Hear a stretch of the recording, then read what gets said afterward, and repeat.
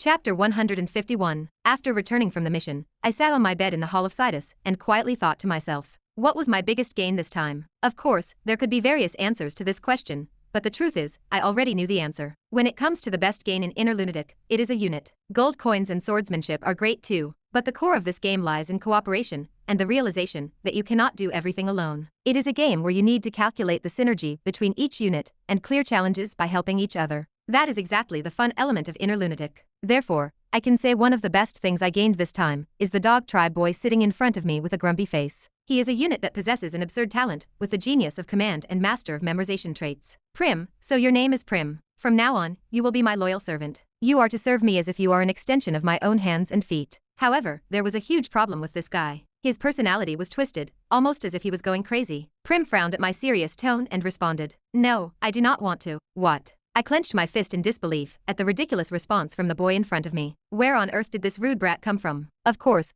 I never actually wondered that because I knew from the start that he was like this when I brought him along. I sighed and focused on the traits displayed in his status window. As I schemed through his overall status, the severity of his mental issues and his other unbearable traits became evident. Basic information: name, Prim; gender, male; age, 15; race, beastfolk; primary element, wind; achievements, none; traits, positive; genius of command, master of memorization; leadership, neutral; my way, negative; moody, lacks common sense; rough speech; hot-tempered; stats, physique, 6; mana, 3; luck, 4; willpower, 4; charm, 10; skills, passive skill, none; active skill, none. I looked at the traits that formed this boy, which were close to disasters, and then at Prim, who was still eagerly rolling his pupils. Lacks common sense, rough speech, moody, my way, and hot-tempered. What kind of insane combination is this? I could not help but sigh. This was a collection of the worst possible traits all gathered in one place. To sum it up, Prim is simply an absurd brat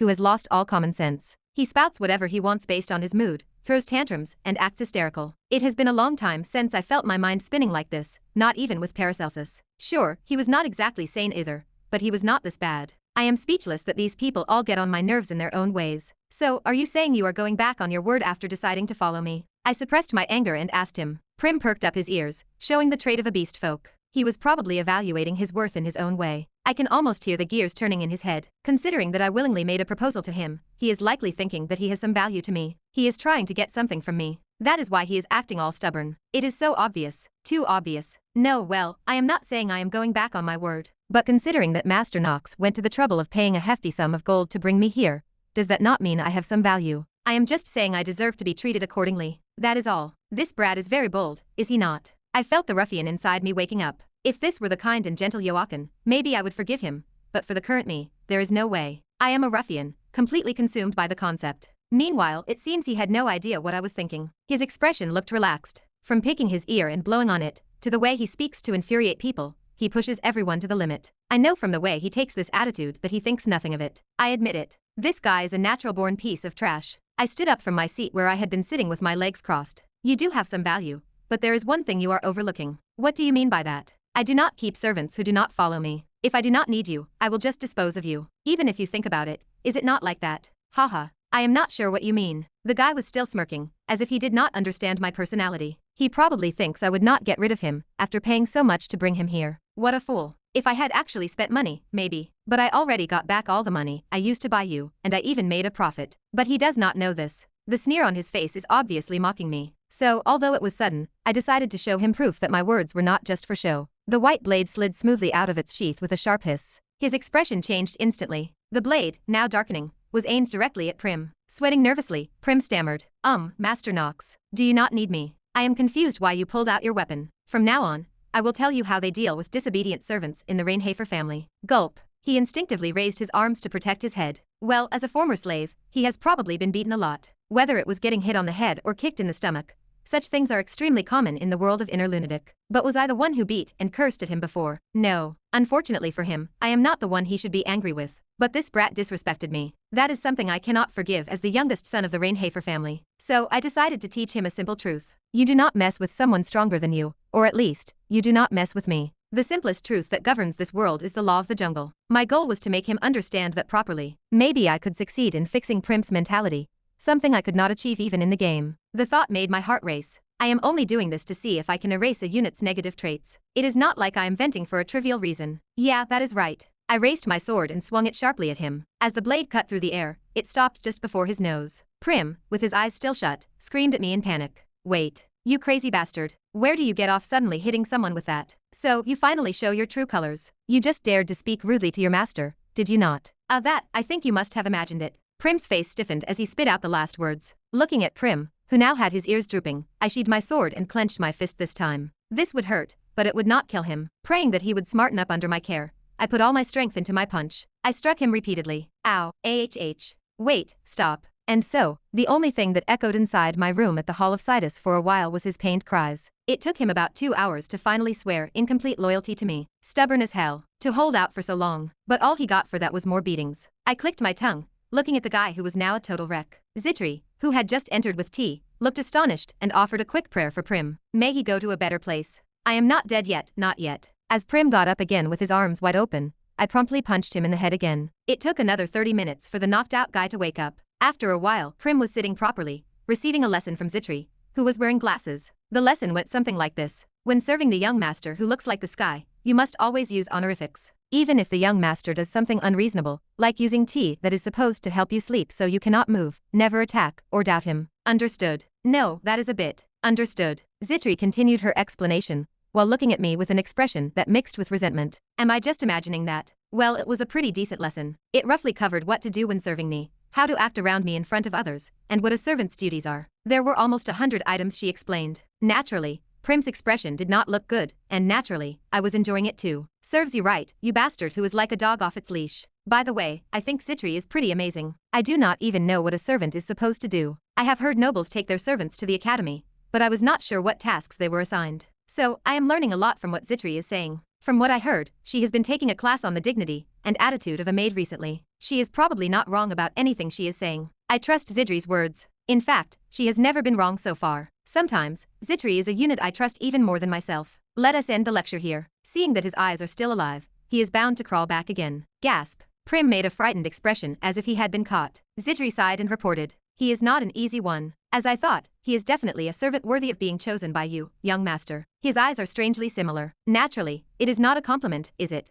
Zitri paused for a moment before speaking again. Ah, right. I have some news for you. Trying to change the subject. Zitri feigned innocence. I decided to moderately go along with her jokes. Young master, your other comrades have been approved to transfer to Eldain Academy. They went through an illegal route, and I have heard that young Master Grain spent a considerable amount of gold coins for that. The other units she mentioned were versatile characters including the likes of Erina, Rona, May, and Kushan Adrian. It is dangerous to be far apart, and I could not get help in emergencies, so it seems everything was taken care of well. Also, it seems Grain really helped them to get their admission safely. As expected, the Dark family is useful in a situation like this. I do not know if this is a compliment. Anyway, that is how it was. The others will be arriving soon. You there, slave, get ready. We are going to greet them. I am not a slave. I have a name, Prim. If you call me by my name, I also. Shut up. If you had not tried to challenge me from the start, I would have adjusted it appropriately. But what did you do? Did you not defy your master without knowing your place?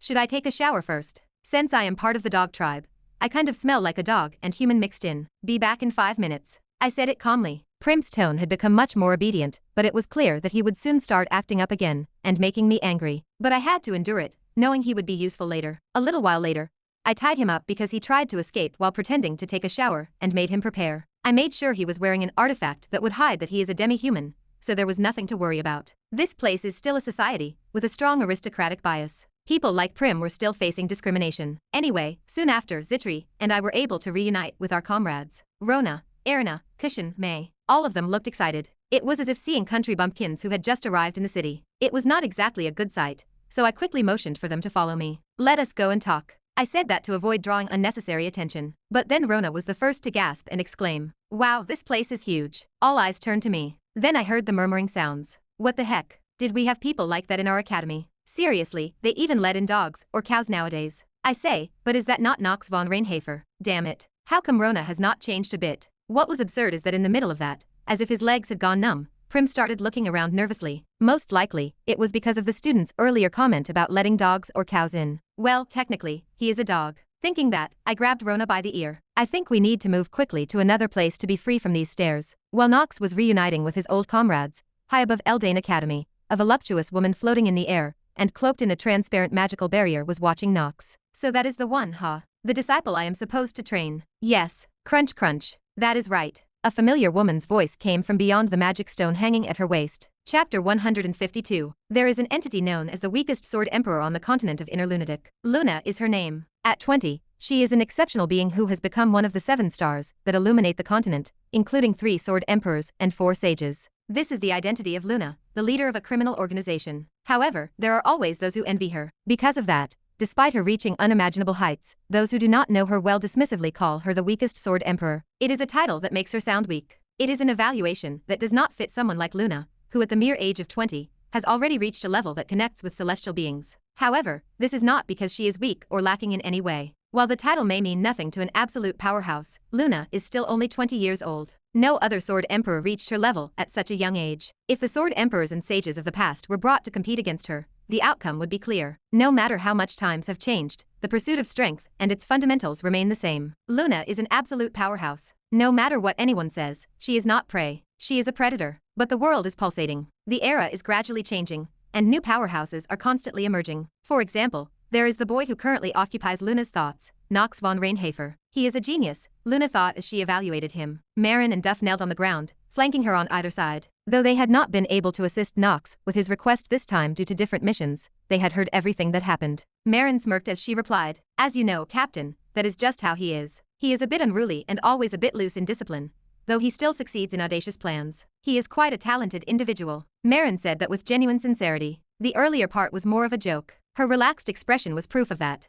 Duff, with his massive build, added slowly, "His talent was clear from the first time we met. I think it is necessary to give him a new rank to recognize his efforts." "What, Uncle Duff? But is that not a bit early? It took me quite a while to become a second rank member. If a newcomer becomes a second rank already, my dignity as a senior is gone." Marin wanted to enjoy her time as a senior a bit longer. Duff just scratched his head, unable to say anything, fearing he might have made a mistake. After contemplating for a moment, Luna spoke. "He broke a barrier that even I could not guarantee I could easily destroy. It was Grand Duke Jagan's water prison. Nox von Reinhafer had broken out of it effortlessly. And there is one more thing I need to tell you both." Marin blinked in surprise. Duff remained calm, as that was his usual demeanor. Looking at them, Luna made a shocking revelation in a calm voice. "I have decided to take him as my disciple." The silence that followed made her rethink her statement, and she realized she might have been unclear. Marin stammered as she spoke. "That is, wait. It is true the newcomer is quite handsome. But what exactly are you saying?" "Congratulations." Duff, to make things worse, bowed his head and offered his congratulations.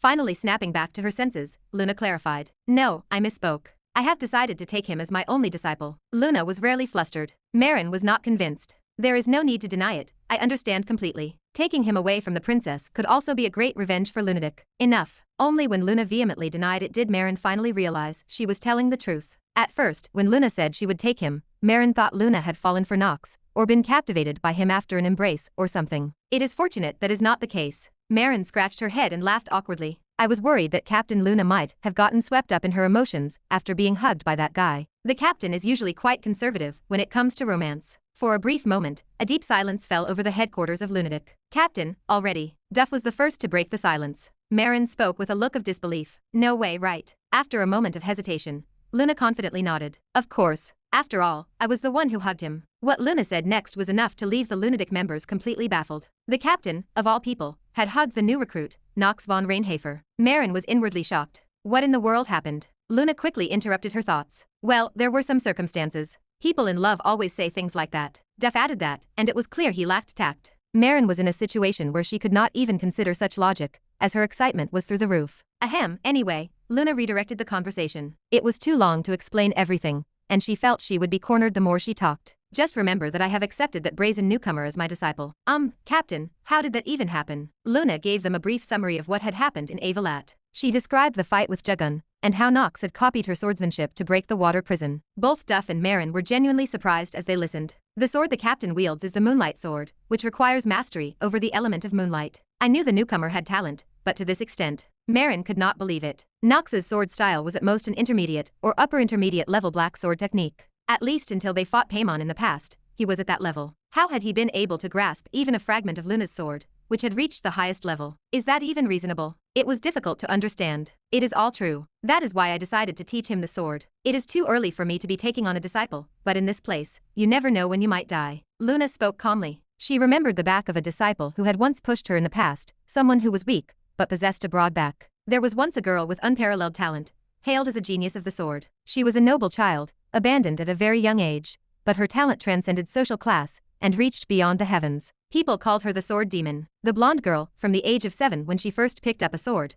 could wield a wooden sword with ease. She naturally infused mana into the blade and drew it out as well. It was a talent from the heavens. It was only natural that someone with her talent would attract an exceptional teacher, but such stories do not happen easily. They are only found in old, outdated fairy tale books. A hero pulls out a holy sword like a miracle, grows stronger, and defeats a demon. The stories of saving people magnificently are nothing more than fabricated tales to give people hope. No one believed such things. It was like the story of Santa that children believed when Nox was still Joachim. The idea that Santa would leave a gift while the child slept was actually just parents carefully placing the gift without waking the child. As one grows older, these fantasies fade like smoke, leaving behind only memories. Heroes, in general, are like that. They are often exaggerated and overly praised. The young girl grew up with these thoughts as she wielded her sword, and the world was too harsh and chaotic to change her mind. She joined the Night Order from a small village. For her, taking the lives of enemies was nothing as long as she could receive a dirt-stained piece of bread in return. After living like a wolf and a starving beast, a woman came to her. By then,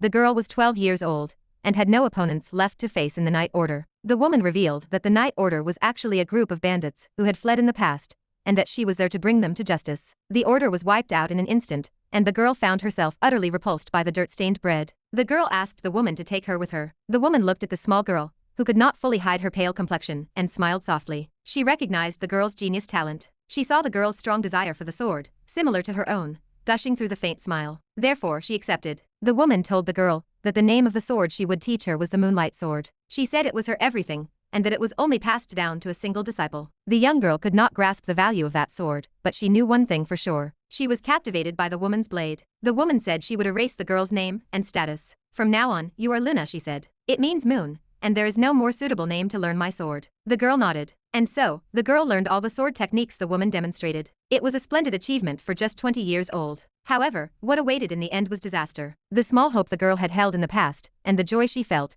while learning the sword were crushed. She witnessed her master being brutally defeated by a demon right in front of her eyes. Luna could not help but think if this was truly the end of this filthy world. It seems I have been lost in thought for too long. Luna realized that she had dozed off for a moment. While talking about Nox, she had fallen asleep without noticing it. She gazed at the pure white moon that had risen and thought of Nox's swordsmanship. She recalled his figure as he worked hard to emulate her technique, even though it was still not perfect. She also remembered how he tried to save her despite being weaker than himself. Everything was clear. Luna thought to herself that her master's name was now forgotten. But her name remained on this continent, and people praised her as the Sword Emperor. Soon, the boy would also become a man. He would be just like her. I only hope he does not fall into despair. Luna whispered a small prayer. She hoped her disciple would not follow the same path she did. Chapter 153. At Eldain Academy, countless students are admitted every year. Many are excellent, but not everyone graduates safely. The academy trains students to hunt demons, and the curriculum is extremely demanding. Many students end up dropping out due to the excessive pressure. Even the students who could become honored knights or wizards are mostly nobles,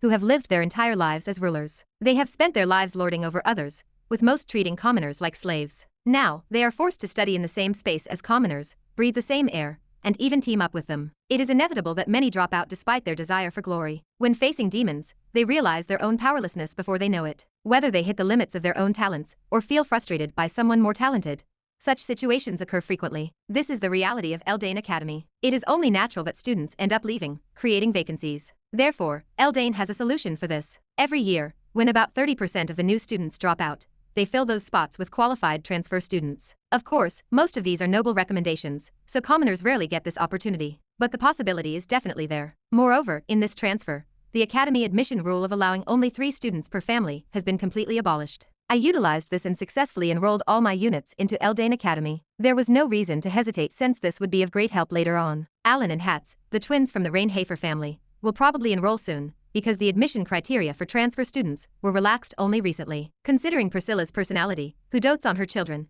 it would be strange if they did not come here. I just hope that the academy's reputation does not suffer. Anyway, they are not my concern. The only problem for me is the excessive personalities of the units sprawled out in front of me. Each of them is insane, and I am the one who has to control them. What can I do? I have trained my body for moments like this. Since ancient times, for those who do not listen, a good beating is the answer. Sitting in a secret cafe in the inner part of the commercial district, I began speaking to them as they looked at me. First, I welcome you all here. But before we get to further discussion, keep one thing in mind. I said this in a clear voice. If you defy me, you will be dismissed. A chill, cold as a winter wind, swept over the units in front of me, as if exhaling a stream of cold, white air. They must have sensed that a tough journey had begun, but it cannot be helped. Their fate was set in stone the moment they became my units. Noah von Trinity, the dean of Eldain Academy, was currently troubled by a number of issues. The first was the recent darkness that had infiltrated the academy, specifically the demon Keen and the interference of the royal family. Lately, the first prince, Louis von Arcame, has excessively changed the power balance with his interference. The foolish emperor, Esteban, was her former comrade from the past, but the emperor had already become a fool. He collapsed along with his lost wife. Noah seemed to know who was behind this. The royal family. To be more precise, the culprit is the demon who infiltrated the royal family and made Esteban a fool. The once wise emperor's downfall and corruption were definitely instigated by a demon. But what will happen if that child learns the whole truth? This was not about Nox, but it was about someone just as important as him, someone deeply connected to Esteban von Arcame, who currently ends up as a puppet ruler. As Noah thought this, she shook her head. There was not time to worry about that now. The demons are expanding their influence. There is news of more lands being corrupted, and people losing their minds and going on rampages. The incident at the Avalette gambling house was the same. If Nox had not shown up, the tragedy would have been much worse. Though it is frustrating for Nox that wherever he goes, a major demon appears. Well, it is his fate. Noah, crossing her legs, popped a stick of candy into her mouth. She crunched on it, and a thought crossed her mind. What if he is deliberately throwing himself into the midst of demons? The idea seemed far-fetched. Even someone as talented as her had not been able to develop a tool to track demons. She had skilled alchemists working on it, but there had been no success. This was why she had not been able to hunt down a demon currently disguised as a professor at Eldain. All Noah could do now was follow the stench. So there was no way Nox had some ability to track demons. Of course, there is never a 100% certainty, but the thought still seemed far-fetched. Therefore, Noah decided to keep watching him a little longer. If Nox got involved in another incident related to the 72 demons, she would consider that he might possess a radar to find a demon. She would ask Nox directly when that time came. With that in mind, Noah finished her candy and got up from her seat. Anyway, the priority is to help Nox improve his skills. That woman will teach him well, right? Though Noah was the dean, she was terrible at teaching, which is why she brought in her friend. She hoped she could help Nox. Before she knew it, Noah was becoming a dean, who was devoted to her role as a teacher, even if she did not think of herself that way. Seriously, young master, you do not look happy to see me at all. How can you be so rough with my poor pretty ears, when it has been so long since we last met? And now I am not even just a maid for the mansion, but your personal maid. You should treat me more preciously. Rona de Niro was loud when we reunited, just as expected. But seriously, had she not volunteered to be my personal maid? Why was she blaming me? It was absurd. I answered dismissively. You are noisy. If you do not stop talking like Christopher, I will not let it slide. Got it, young master? Rona fumed, but it did not matter to me. I have seen this behavior countless times, so it does not faze me anymore. Such a situation cannot even make a light scratch on me, as I have known Rona well for 20 lifetimes. A man set down a teacup at the same time. He was a young man with rare red hair, red eyes, and bronzed skin. It was another familiar unit, Kushan Adrian. Haha. Today is just as lively and warm as ever. Our ancestors teach us that a good ruler attracts good people, and I think that is definitely true. Serving the young master is the greatest fortune of my life. That is gross. I recoiled, startled. Kushan gave a satisfied smile, apparently under the delusion that the atmosphere among the units was harmonious. I was dumbfounded. Did this really look harmonious to him? There is no way the eyes of the unit I carefully recruited are that blind. Zitri was busy assessing the current situation. Her darting eyes were the proof. I am not sure what she was thinking, but she was probably trying to figure out where to start and how to manage this insane, chaotic bunch of units. Besides, she was dealing with a penalty right now. Zitri, who could handle Christopher with ease, could not bring herself to criticize one particular member of this party, Rona de Niro. While I wondered if Rona was actually a garbage unit that should be scorned, Zitri did not think the same. Surprisingly, Rona had a warm side to her. She was the only one who reached out to Zitri when no one else believed in her. She even helped Zitri get along with other maids within and outside the family. So Zitri could not treat Rona harshly or push her away. For me, it is a bit of a shame. Suddenly a suspicion arose. How did such harsh words come out of such a small, delicate-looking girl? Even I, who has cleared inner lunatic 27 times, still cannot fully understand it. A sigh slipped out of me before I realized it. My eyes briefly met Zitri's, and I could see the dark circles forming under her eyes. We were both dealing with similar worries, but she was likely also thinking of me as someone to keep an eye on, given how I had been sneaking out lately and getting into all sorts of dangerous situations. She was probably thinking that the young master is not a ruffian, but he is still dangerous. Of course, the others are much worse. I quietly took a good look around at the units. To sum it up, it was a complete mess. No, hiccup, husband. I really hate studying. Of all things, why did you bring me, hiccup, to a school like this? Erina, here is some hangover medicine. Take it quickly. I do not want it. I do not want to eat something bitter. MMPH. Noisy, open your mouth. May was doing her best on the front lines, so Erina should snap out of it and wake up soon. Thank goodness. I could not help but sigh in relief. Zitri had the same reaction, as she is a maid who connects very well with me. Even so, it was impossible for May to control a unit she just met. As expected, is the whole young master from a noble family thing a lie? How could you gather such a bunch of people like this if you are not a gangster? That last comment was from Prim, by the way. I smacked him right on the head. Ow. This brat was secretly trying to take advantage of the chaos to get ahead. My mind became overwhelmed in an instant, but I endured with grit and determination. If there is one good thing, it is that no one outside this room will hear the conversations happening here. But even that is not perfect. I could sense a strange mana around. While it did not seem hostile towards me, it was clearly testing me. For now, everyone shut up. Since they were being so noisy, I decided to speak up like the ruffian I am. All gazes were instantly concentrated on me. I kept going as if it were natural. First off, I want you all to know there is a reason I have gathered you here at Eldain Academy. Each of you has a role to play here, and you are going to support me. Support. May clenched her fists with a determined look on her face. She was clearly eager to help me. As expected, she is the only normal unit in our party. What would I do without Zitri and May? I do not even want to imagine. From ancient times, thinking about the worst-case scenario gives you hope. I was relieved that the grim future without these two would not come, and I calmly looked ahead. Your objective. What exactly do you need us to do? Kushan raised his hand slightly as he asked. I slowly lowered my eyes and scanned him, and the others as I spoke. My words were slow but precise. There is a demon king hiding here at the academy. A demon, and not just any demon, but one who has made a pact with one of the 72 demons. They are hiding their true identity and spreading their evil influence. The chatter among the units suddenly died down after my shocking revelation. Their gazes turned towards me, filled with thick fear and dread and an intense hostility towards the demon. Young master, is that really true? Yeah. I answered Rona's question nonchalantly. Then, I clenched my fists and added with determination. I am going to kill them. And for that, I need you all to be here. Their gazes hardened. Now they finally understood who they had gotten under. They knew what kind of ruffian they were serving. This crazy hell party has a very simple goal. To wipe out all demons, I need to build my faction and strengthen my units. To do that, I have to start by taking over everything here at Eldain, the main stage where the events unfold. To put it simply, that is it. I am about to enjoy my medieval fantasy school life. Making friends, no, subordinates, monopolizing the academy's key episodes and hidden pieces. It would be something like that. Of course, it is the worst game filled with tough demons and nerve-wracking battles, but still. Eldain Academy has many facilities for students, but none are as popular as the cafe afternoon tea time. It is located right in the middle of the 4th commercial district. Just a moment ago, a woman with a voluptuous figure visited this place. Astrid von Kaliad. She is a longtime friend of Noah von Trinity, the Witch of Ice, and one of the last surviving dragon keen. These are those who inherited the blood of a dragon believed to have gone extinct. She is in existence known as the last survivor. Astrid, with her orange hair glowing faintly, was staring intently at one place. It was the boy she had followed into the cafe. It was Nox von Reinhafer, whom she was meant to look after, and she knew. Nox von Reinhafer. The cheeky brat already knew she was watching him. He had already sensed her presence and figured out her magic. This is going to be fun, is it not? Astrid smiled. Yes, she was just as crazy as Noah. That is how it is with those known as the Four Sages. Meanwhile, Nox smirked. So, she is finally here. One of the current Four Sages, the flame mage Astrid von Kaliad,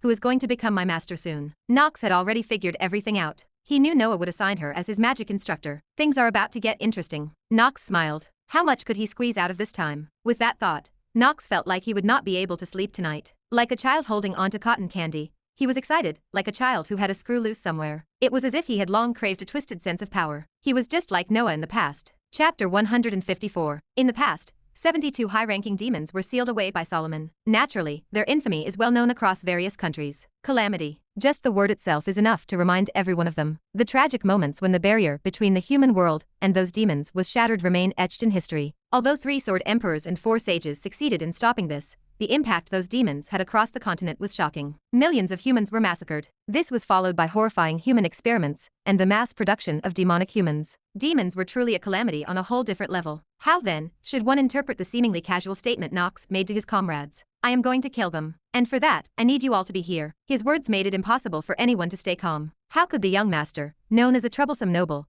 be so confident about exterminating the 72 demons, which is considered the worst calamity? This is a feat not even the most shining heroes, whose names are remembered across the continent, have achieved. He is barely an adult, a boy who has not fully developed his skills, so there are clearly limits to what he can do. Yet, there was not a hint of hesitation in his determination. His comrades could not help but feel a sense of fear. How far is Nox seeing? And even though he has enough already, Why is he throwing himself into such a dangerous endeavor? It was natural for them to be suspicious of his true nature. But among them, only Rona was different. If it was her, as someone who had a connection with his past, she could guess what was going through the feelings of Nox right now, and why he made such a decision. The death of the madam must have been what changed the young master. There is no doubt about it. It was the death of the mother of Nox, the mistress of the Reinhafer family. That tragic event must have shattered the once warm-hearted young master, planting within him a blind thirst for revenge against the demons. Therefore, this must have slowly broken him, leading to the person he is now. Then, what should I do here? Rona could not help but think. What can she say to the young master now to stop him? How can she let him know how futile and meaningless the desire for revenge is? Rona knew she was overstepping, but she could not help but worry since she genuinely cared for him. Young master. She grasped her skirt tightly and looked at Nox intently. In the past, and even now, he has shown warmth to everyone within his circle. But the current Nox clearly seemed unstable. It was as if he could slip away like sand through one's fingers at any moment.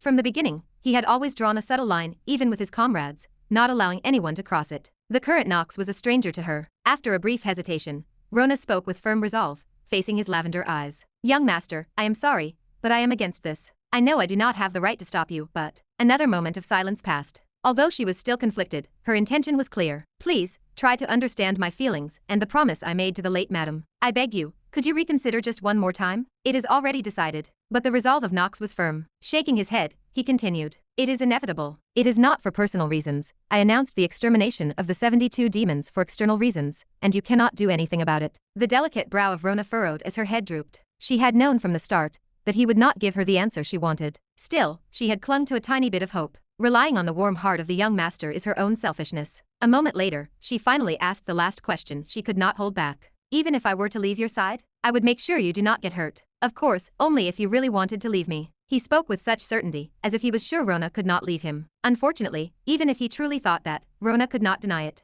After all, she could not really leave the young master. They had spent too much time together, and she had to keep the promise she made to the late madam, who had taken her in when she was nothing. That is not all, but I have to do what I can now. Before she knew it, out of nowhere she had this thought. She wanted to understand why she had to stay by his side, or rather, why she wanted to. To do that, she could not help but once again become the good, albeit slightly mischievous, maiden look at him as she did before, even if it meant putting on a persona. After thinking it through, Rona lifted her head and smiled brightly. I will follow you. There is no way I will give up such a good job as being a maid at the Reinhafer family. The moment the cheerful voice of Rona echoed, the system responded. A new character trait, blind faith, has been added to Rona de Niro. The character viewing system is automatically activated, and the mediocre acting trait has been added to this character. Well, I might not know about difficult things, but I am on your side no matter what, husband. In the somewhat tense atmosphere, Erina interrupted with a cheerful grin. May also nodded firmly with a determined expression. My life was already doomed in chatters. There is no way I would not follow you now, young master. Besides, it makes me anxious to leave this friend behind. May said this as she wrapped her arm around the shoulder of Erina,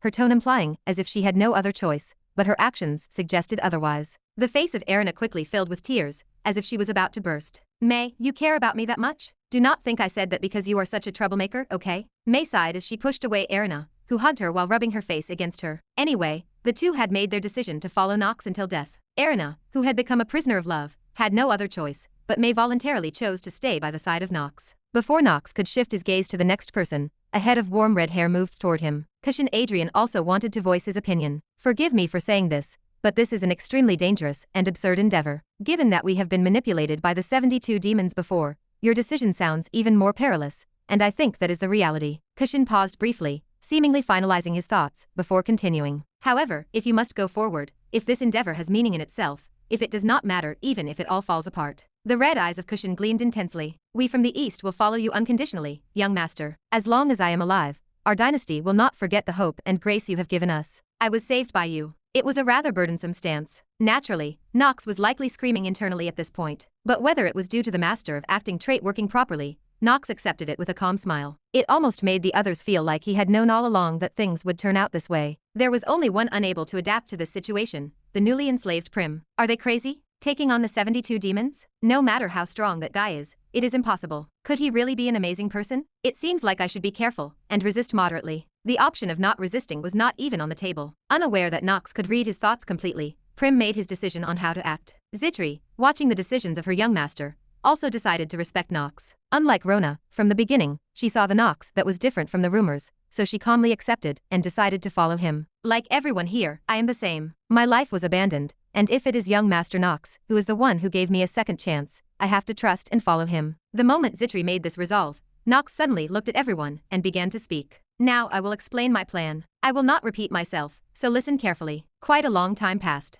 After finishing the talk with my units, I lie quietly on the bed in the room at Sidus Hall. Sleep does not come easily. The events I have gone through so far flash through my mind like a film reel, piercing through my past. And then, a nagging thought heats up the sides of my temples. Am I doing well now? Did I make the right choice? After putting the people I have brought into my circle in danger, is this the right choice? If it is not, am I just sacrificing them for my own safety? No one knows that I am Yoakan inside. Only I know that. So every time moments like this come, I wonder, what if I were truly Nox? If I were, could I have formed deeper bonds with my comrades? Instead of forcing sacrifices, could I have entrusted them with my back and moved forward together? Honestly, I do not know. No time to be sentimental. I know what I need to do now. Exterminating the demons, reaching the end of the story, and maybe finding the next story that even I have not seen yet. Standing at the start and end of the second chapter, countless thoughts crash over me like waves, shaking the boat that is me. My secret that I cannot tell anyone. The loneliness stemming from it sometimes drags me down into the mire. Well, there is nothing I can do about it. I just chuckle bitterly and let it pass. The current situation and the abnormal relationships I have built by deceiving others. Then, suddenly, a thought intrudes into my mind. At some point, it seems I have also been influenced by Nox. Inner lunatic. I have been gradually getting used to being possessed in the body of the worst villain in the game I loved. The biggest proof of this is that I am starting to see people as tools to be used.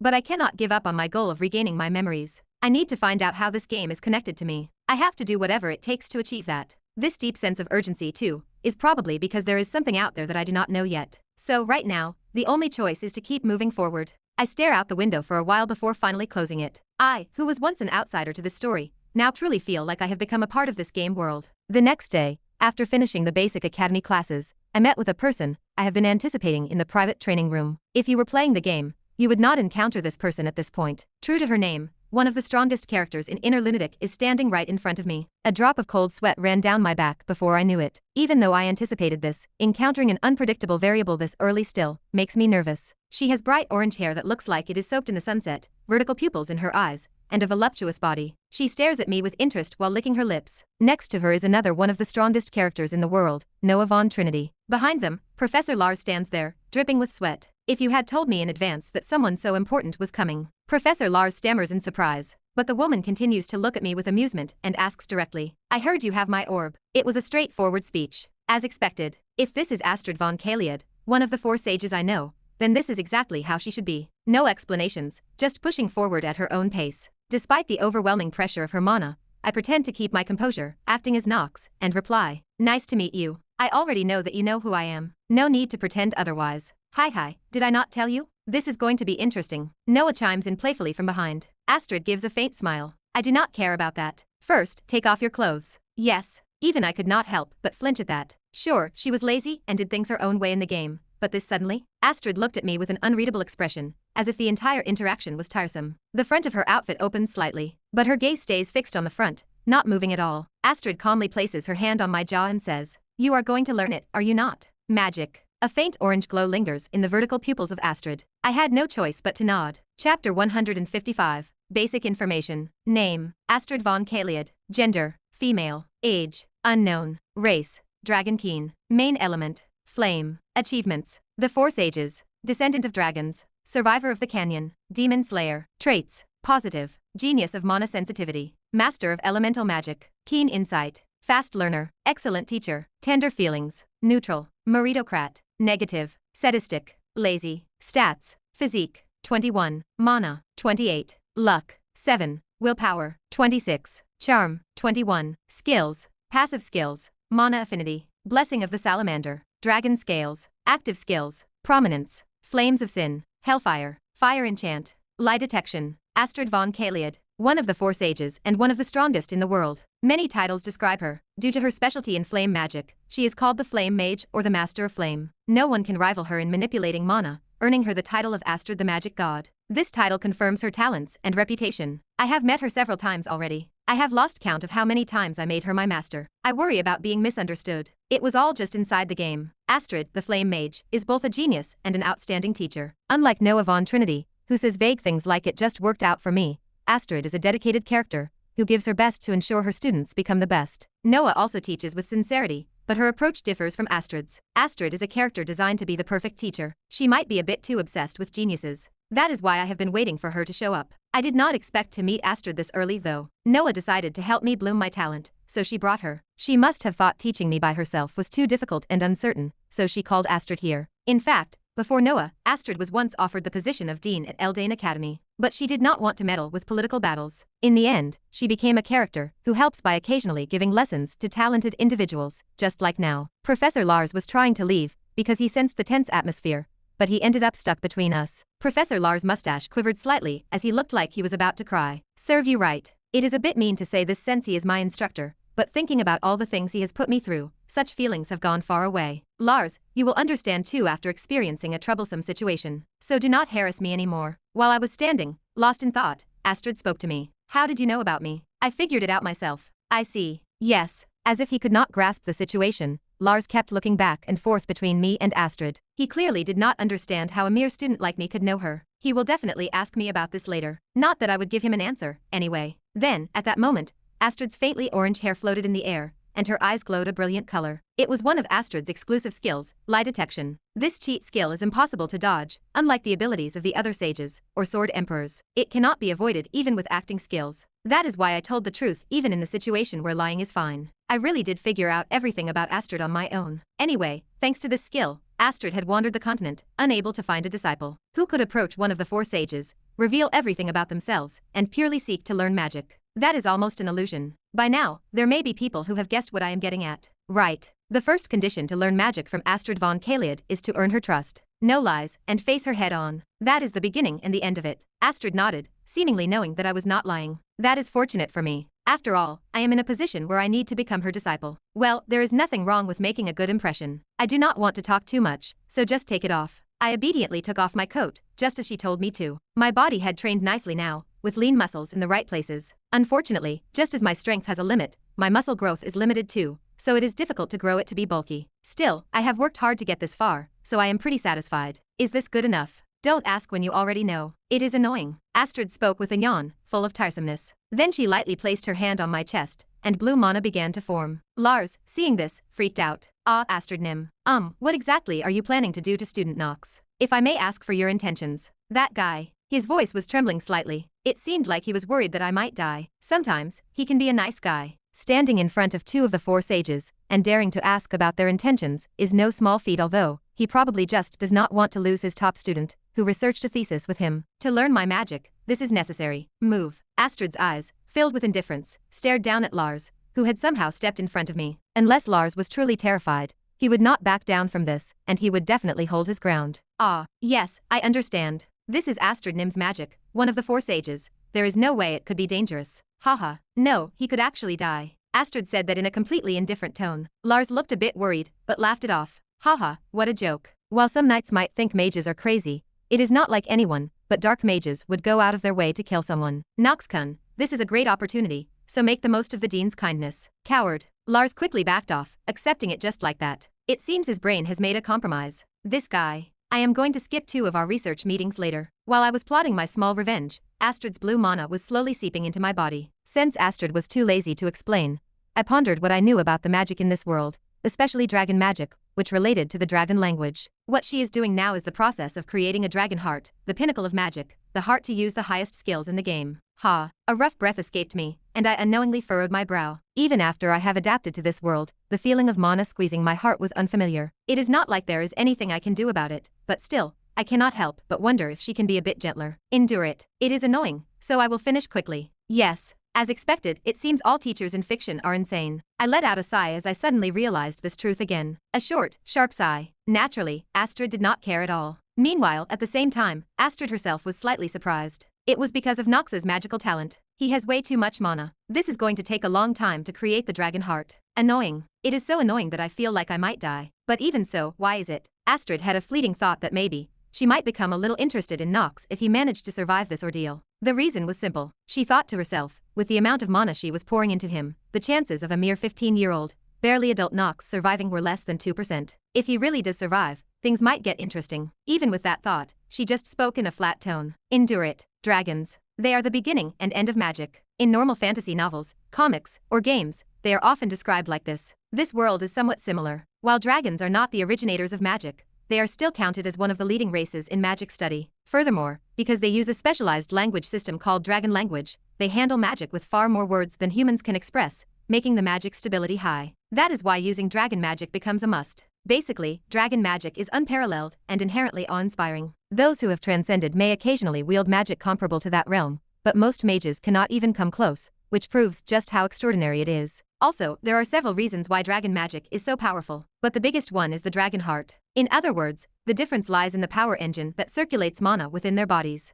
When you max out a mage build and grow your character close to the limit, you really start to feel it. But acquiring a dragon heart is a challenge that is almost beyond imagination. But right now, it is what I need most. Magic and sword. The fact that I have genius traits for both is an overwhelming advantage over the others. If I can properly use magic while learning the techniques I know, I will be able to survive even when the first part of the story ends. If so, getting closer to the truth will be much easier. That is right. In the end, everything is about finding the answer. My origin. Where is the truth hidden? Also, what is this strange possession leading me to? Who am I? For this, I have no choice but to grow stronger. But heart is not a consumable good, and there is no way you can just swap it out easily. In other words, arg. I felt a sharp pain shoot through my heart, and this time, I glared at Astrid, determined to quibble over this. Still, even if it is me, I am not used to continuously enduring this level of pain. Just when I was about to speak, an even greater wave of pain started constricting me. If a moment ago, the mana flowing into me was just squeezing my heart, now it felt like a searing hot iron was carving something onto it. The shocking pain that I felt surged through my most vulnerable spot,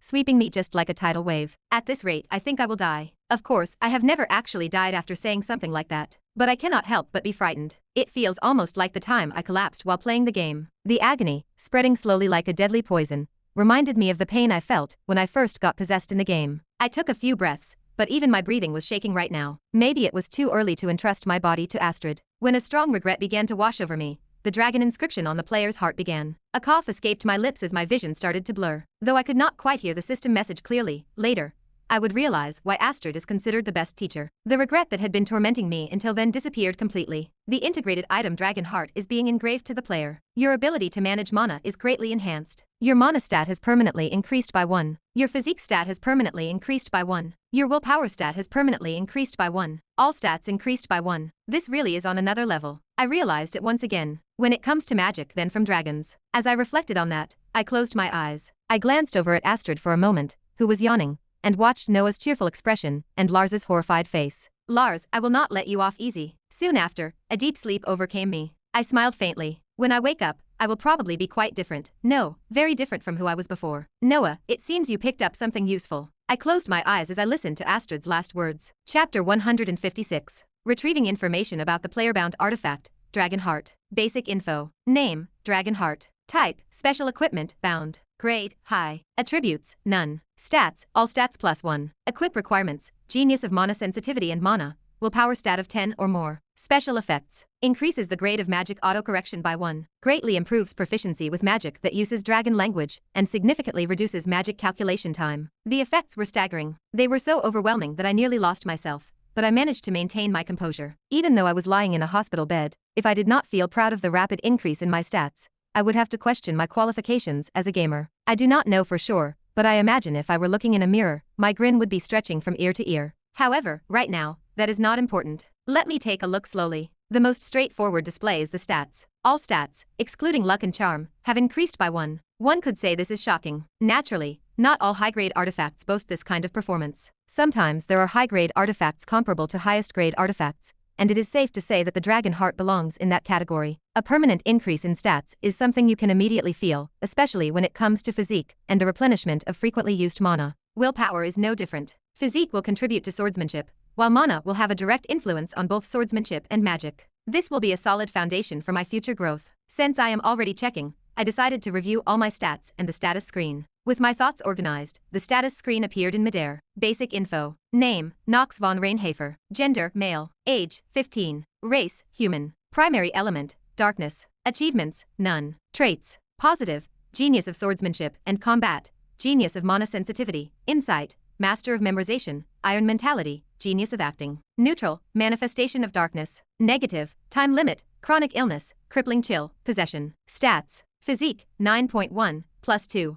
Mana, 14.3, +2. Luck, 10. Willpower, 14.8, +1. Charm, 27.1. Skills. Active skills. Genius time. Advanced Dark Family Swordsmanship. Southern Swordsmanship. Ignition. Basic Arcane Empire Swordsmanship. Material Transformation. Dark Spear. Limit Break. Mana Conversion. Basic Moonlight Sword. Light Step. Due to the terminal illness trait, the player's remaining lifespan is 91 days. Seeing my steadily growing stats stirs up some emotions. Though my physique has not surpassed 10 yet, the other stats are at a satisfying level. I can say that I have never grown this quickly in any previous playthrough, especially mana and willpower are at absurd levels. Over 14. I have had to use my strength a lot recently, so my lifespan has shortened, but that is inevitable. High risk, high reward. That is the Nox von Reinhafer I am developing. Anyway, looking at my stats, which are getting closer to 15 before I realize it, my heart cannot help but race. One of the key turning points in base stats is when each stat reaches 15. Every time a stat hits increments of 5, the character experiences a period of rapid growth,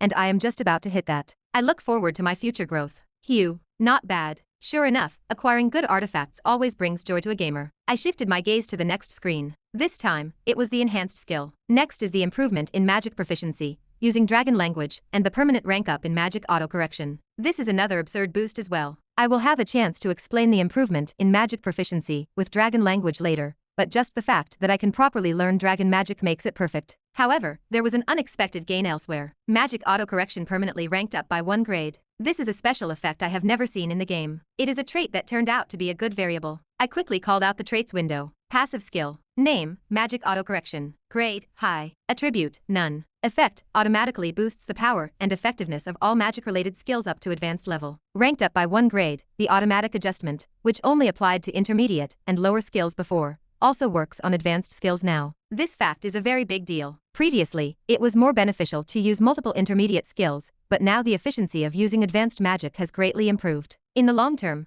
there will definitely be moments where intermediate magic alone will not be enough to overcome the situation. When that happens, this skill will be a huge help. The main episode is coming soon too. Chapter 3. The main episode, where the future of the merchants faction will be decided, requires us to win them to our side. I do not know if it will go according to my plan, but just like always, thinking it over while organizing my mind will make the situation better, even if it is just a little. I am so screwed. In the end, the conclusion always circles back to this. Still, as expected, I think, well, I have to figure it out somehow. What else can I do? If I have the dragon heart, then the next step is to master the dragon breathing technique. The first step is opening the 3 pathways and raising my realm. Astrid was standing in the Academy secret training hall, staring straight at me. Her expression was her usual lazy one, but when it comes to magic, her ruthlessness is carved more clearly in my mind than ever. Astrid looked at my body and asked, "You are not dead, ha?" Fortunately, yes. I shrugged and calmly replied. Astrid did not even take a glance at me and immediately prepared for the next step. I needed to completely change my breathing from the root. You know about the 3 magic organs, right? The pathways for circulating magic. Yes, I know. Spin them all at once. Try circulating them simultaneously. Right now, I only just got the dragon heart yesterday. There is no way I can do something like that this quickly. I was so taken aback that I asked again. Even in the game,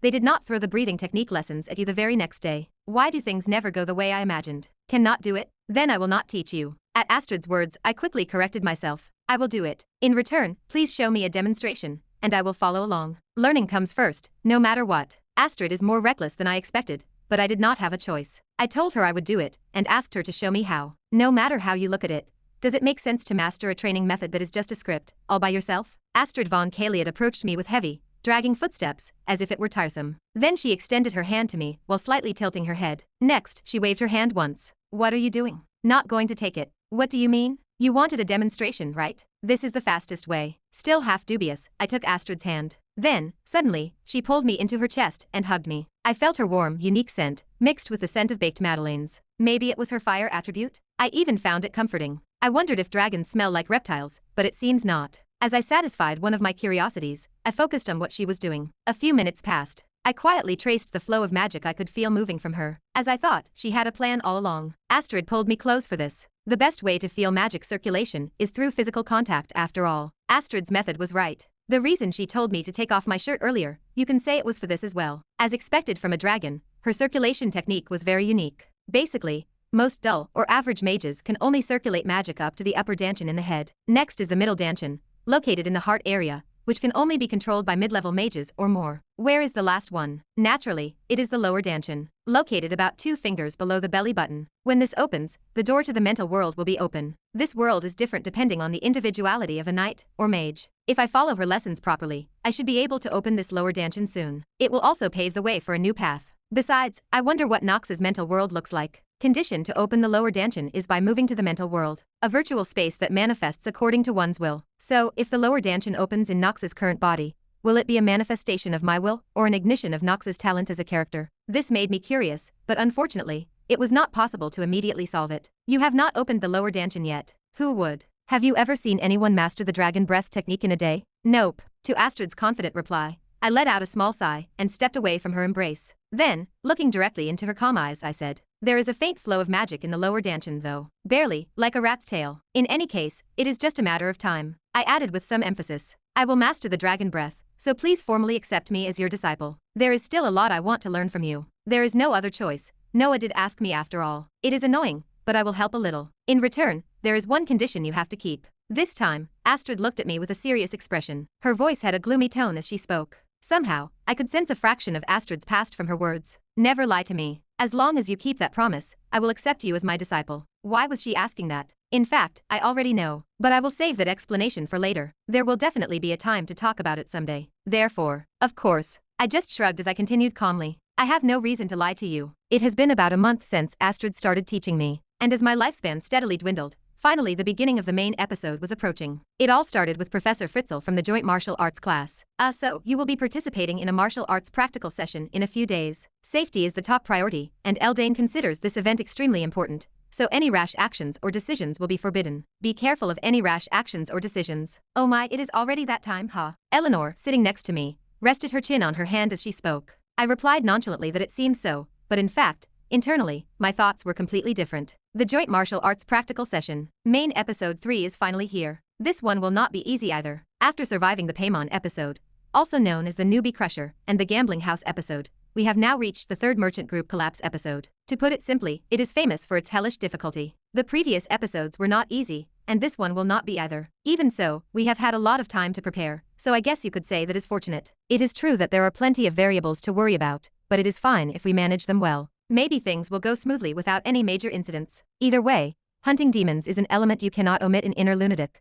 And should I call it luck that there are fewer concerns from relationship building major points in this episode? Or so I thought, until about 2 hours after class ended. That hopeful expectation, that I would not need to build any more relationships, was quickly shattered, thanks to none other than Eleanor, the main heroine of Chapter 3, Eleanor de Rivalen. It was because she summoned me. Some might ask, no, if it is Eleanor's request, would it not be fine even if you do not go? But I would have to ask in return, because the one she summoned was not me, but Shane. Shane, my alter ego, the one Eleanor de Rivalen bound to herself by giving him her mother's keepsake. For some reason, Eleanor called for Shane, and the reason was that she wanted me to protect her during the joint martial arts practical session. In the corner of a cafe run by the Rivalen Merchant Group, for a brief moment, I could not help but look surprised. Why? Eleanor should not know that there is a force planning to attack her. That was not in the original story. So why? What exactly tipped her off to the danger she is in? I need to review it quickly, before the apple mint tea on the table went cold. Inner Lunatic Chapter 3. The main episode's upcoming flows and its plot. Chapter 157. A few days earlier, inside the Rivalen Merchant Group building in the 4th Commercial District, a group of prominent merchants gathered around a long rectangular table. At the head of the table sat Eleanor, the owner of the guild. Around her were the investors and Rick. All of them wore stiff expressions. They were so tense that they were not even touching the refreshments the maid had served, focusing entirely on Eleanor's words. Of course they would be. This was a matter that concerned their very lives. Rick thought to himself, his hands clasped together. In fact, the reaction of the nobles gathered here was entirely natural. The topic of their conversation was not just about profit. It was deeply intertwined with political issues. Precisely, they were gathering opinions about the 2 candidates speculated to be the next emperor. The full Emperor Esteban did not have much time left. At this point, the choice was whether to support the first prince, Louis von Arkham, or the first princess, Penelope von Arkham. They were all standing at a crossroads. Rick mused with a slight grin. But the power struggle was not just happening within the imperial family. Instead, the real maneuvering was happening outside. Was the competition for the Arkham throne really limited to the imperial family? There was no way. Although they did not say it aloud, forces like the radical factions led by the Dark family, and the resistance groups fueled by grievances over noble discrimination, had grown uncontrollably large. Now, for major forces were baring their fangs and watching each other carefully. The current Arkham was essentially on the brink of civil war. That is why these nobles were gathered here, desperate to protect their own interests. Rick looked at the cautious nobles as if they were pathetic. Their purpose for gathering here was singular. They wanted to see who the House of Reinhafer, the wealthiest family, that even nobles could not act carelessly toward, would support. They wanted to confirm whose side the guild was on. The side with the most resources, including food supplies, skilled knights, and powerful mages, would naturally win the war. Money was essential to secure all of those. The bottom line was that the choice Eleanor and the many nobles here made could shift the balance of power across the continent. If we consider the size of capital at their disposal, it was certain that when they supported one faction, the other faction's power would be diminished. Of course, the imperial family would impose sanctions, but there was no way they would be able to completely suppress them. However, that was only true if all the wealthy merchants could unite their opinions. From olden times, when large groups of people gathered, it was never easy to align their opinions. Such was the case with Eleanor now. She looked around the table. So, are you saying my judgment is wrong? This is the perfect time. If we want to expand the influence of the Reinhafer family and pressure the imperial family, we must strengthen our position now. Eleanor argued with conviction. But how can you say we should support neither the first prince nor the first princess? No matter how dire things may seem, are we not citizens of the Arcane Empire? I am against this. The one speaking now was Goff, the head of the second largest merchant group after Reinhafer. Eleanor had thought he would side with her this time due to his greed. She was perplexed by his opposition. Why was this man, who had no loyalty whatsoever, suddenly bringing up the citizens and saying that someone from the imperial family should take over the throne? Eleanor calmly continued as she gathered her thoughts. Regardless of which side we choose, there is nothing to gain. The fall of the imperial family is inevitable. Ha! How could you say that so easily? Who do you think is the reason we have been able to conduct our business so freely? The nobles continued their fierce protests. It was obvious. At any rate, as Goff pointed out, they were still citizens of the empire. To them, Eleanor's words were akin to dropping a bomb. She was not predicting the fall of a kingdom, but of the empire itself, specifically the Holy Arcane Empire. This could be seen as treason. But Eleanor stood firm in her beliefs. She saw no potential in either the first prince or princess, nor did she see any real movement from them to expand their influence. It is already a sinking ship. Emperor Esteban's foolishness is impacting the entire continent. Do you still think centralization can hold in this situation? Eleanor Nim. At this moment, Rick, her attendant who usually kept quiet, spoke up while looking her directly in the eyes. Her auburn hair and the gaze that carried a subtle fragrance turned towards Rick. Don't you think it is a bit too early for such talk? Even though His Majesty is suffering from an incurable disease, there is still time before he passes. And if we act rashly, we might end up losing everything we currently have. Rick. Yes, my lady. Eleanor's brow furrowed. It was an entirely unexpected situation. Rick responded with a slight smile, though inwardly, his thoughts were far from that. Eleanor's trait as a genius of acting quickly picked up on this. He is hiding something from me. She had sensed it before, but now she was certain. Rick had definitely been hiding something from her for a long time, though she did not know the details. It must have been something he had prepared for quite a while. Could he have influenced the nobles' reactions too? The thought crossed Eleanor's mind, but now was not the time to dwell on it. As the head of the merchant guild, she had to finish what she had started. Just as she straightened her posture and was about to speak, Rick interjected. The accountant seems to have a sharper eye. That is right. There are still too many risks to abandon the imperial family just yet. Please be aware of that. We will pretend we did not hear anything. The nobles abruptly stood up, left the meeting room, and climbed into their carriages. Moments later, only Eleanor and Rick remained in the room. Rick spoke, trying to console her. We do not have enough power yet to challenge the imperial family, so we had no choice. When did I give my accountant permission to speak in an important meeting? There was a sharp edge to Eleanor's tone. Gripped by uncontrollable anger, she clenched the fabric of her skirt. You are my attendant. Instead of humiliating me in front of everyone, you should have explained why my opinion was valid. If your opinion was really valid, I would have. What? Eleanor's pupils constricted. But when I judged the situation, my opinion did not align with yours. Rick adjusted his slightly askew newsboy cap with an innocent smile. Seeing this, Eleanor finally let out a cold, cutting remark. Return your position as an accountant and get out of this group. Rick, a bit surprised, put his luggage down and left the meeting room, just like the other nobles. Eleanor was once again left alone, feeling the same trashy despair she had experienced before. Her father and mother's deaths,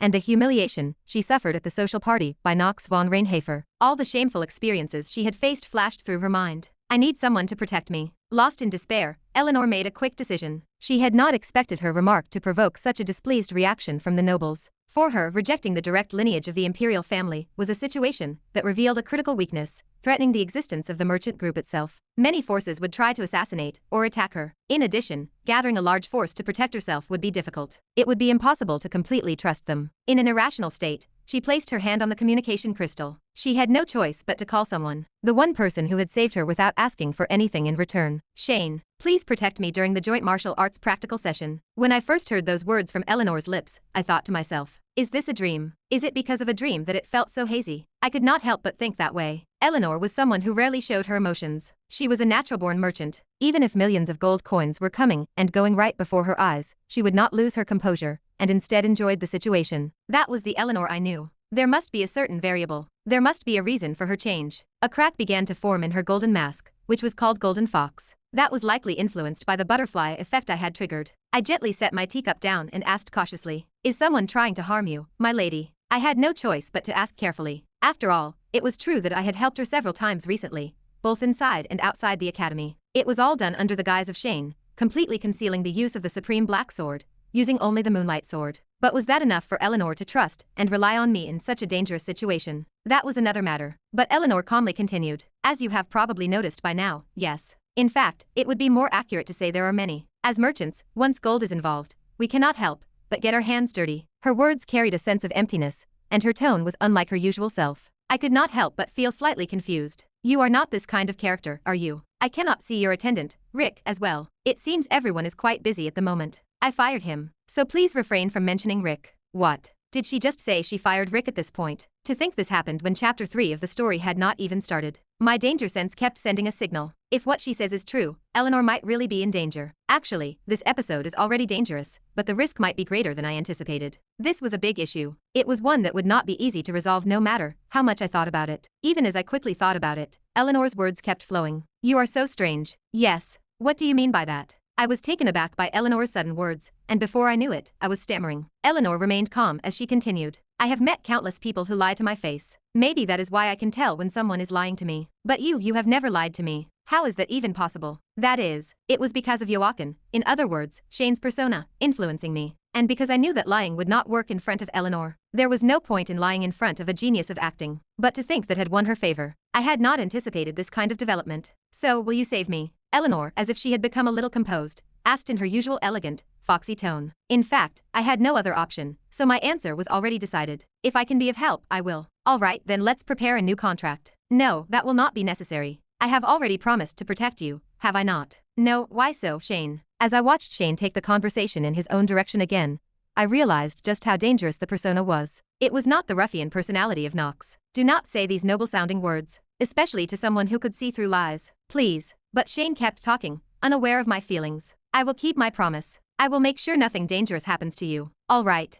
It was a bit cringy, but I repeated to myself that it would all work out in the end. There was no other way. I would have to protect her anyway. It is not absurd to be a little more open about helping her. She is an important character to let die here. She has not done anything wrong, and she has changed quite a lot recently. And my personality would not easily allow me to just let her die. As I thought of that, the moment I was about to step outside to get ready, she spoke. "Can I ask you one thing?" "Of course. Is the reason you are not wearing the necklace I gave you because you do not trust me yet?" I immediately turned around. It was the keepsake of her mother that she had given me, but I had not used the artifact because it could reveal my location. When I turned, I saw something in Eleanor that I had never seen before. It was like she wanted to rely on me, but she could not, as if forcibly enduring it. She looked like a weak girl in her mid-teens. I froze, staring at her for a moment. As if she already knew it all, she opened her small mouth and spoke to me. I knew it. As she spoke that, she gave me a bitter, sad smile. It was an awkward, pained expression that left me unable to respond. I could only storm out and leave the room. After all, I know all too well that I am not the kind of person someone can rely on. Chapter 158. Eleanor returned to her residence after removing her makeup, her outfit surprisingly plain. In the past, she was always adorned with jewelry, fine dresses, and luxurious fabrics, even in her school uniform. When her clothes grew dirty, she would immediately change,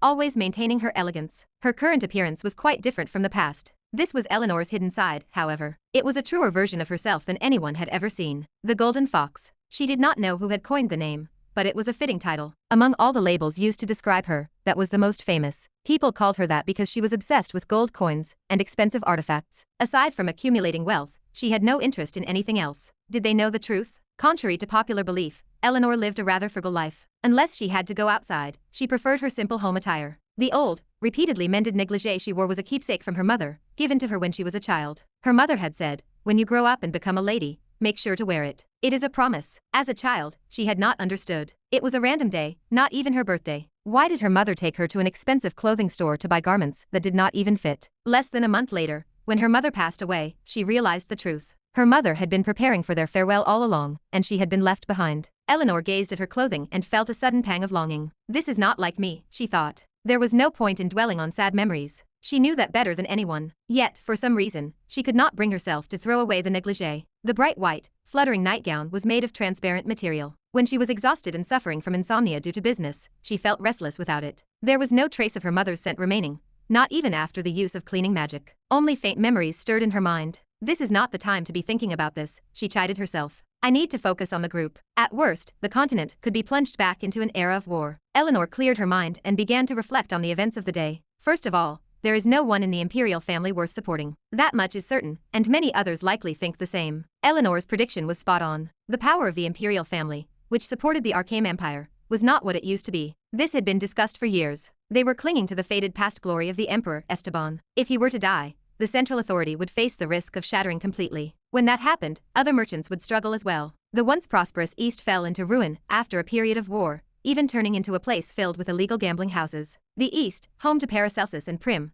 was originally a strong imperial state. With a central nobility that was so powerful no one dared challenge them, the harsh terrain also made it difficult for other nations to invade. However, they were torn apart due to an artifact called the Philosopher's Stone. The Red Stone was said to grant any wish and achieve anything. In the process of searching for it, many people lost their lives. In the end, the East became a hell, driven by endless human greed. It was a land where the living could barely move, and the dead could not rest. This desolate land, under the guise of neutrality, contained places like Avalat, a gambling house. Without explanation, they understood how dangerous it was. Therefore, Eleanor told them that abandoning the fated Arcane Empire and investing elsewhere was the correct decision. Though there were certainly those who agreed with her decision, the nobles suddenly changed their stance. Nobles are fickle, like moths chasing whatever benefits them. And merchants? They are even worse. The Arcane Empire is full of people who would easily abandon their country for their own gain. Their opinions converged at this point, which could only mean one thing. Whoever they support does not matter. The one they are suppressing is none other than me. They were keeping her in check because she held the most capital. After gathering their opinions, they slowly began to distance themselves from her. But a question naturally arose. What was the point of their actions? Eleanor furrowed her brow in perplexity. Who else managed the group as well as she did? She could confidently say no one.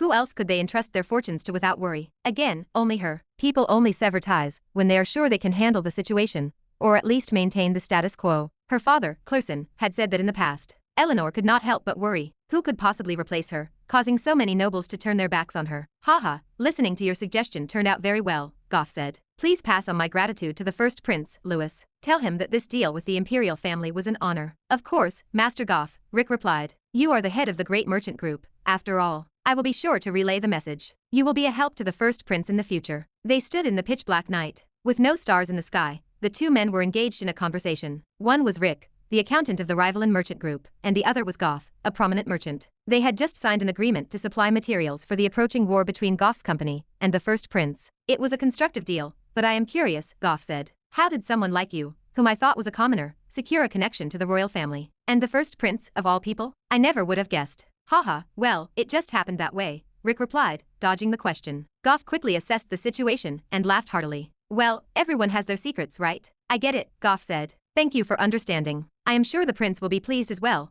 Rick noted. Ho, but I was really surprised, Goff continued. No matter how self-righteous they are, I did not expect you to cast aside the rivalan group and decide to support our organization. On the first day, I was quite shocked too. A merchant always follows profit. I judged that the rivalan group was on the decline. Right now, everyone is moving to take her down. She has too many enemies, so I had no other choice, haha. Well, in any case, I am glad to have such a capable accountant join our group, Goff said. You will definitely be able to replace that Eleanor woman. How about we grab a drink sometime? Sounds good, Rick agreed. As Goff conversed with Rick, he felt a sense of tension. I thought he was just some useless kid, an orphan from a commoner background. But he is a much more dangerous blade than I expected. I did not think he would turn on his master like that. Goff had only learned Rick's true identity a month ago. One day, Rick appeared unexpectedly, without an appointment. Goff initially planned to turn him away, but since Rick was the accountant for the rivalan group, Goff had no choice but to meet him. The story he heard was more shocking than he had anticipated. The rivalan group would soon be absorbed by the imperial family. The first prince was planning to support Goff's merchant house. Would you like to supply military goods to the imperial family? At first, Goff could not help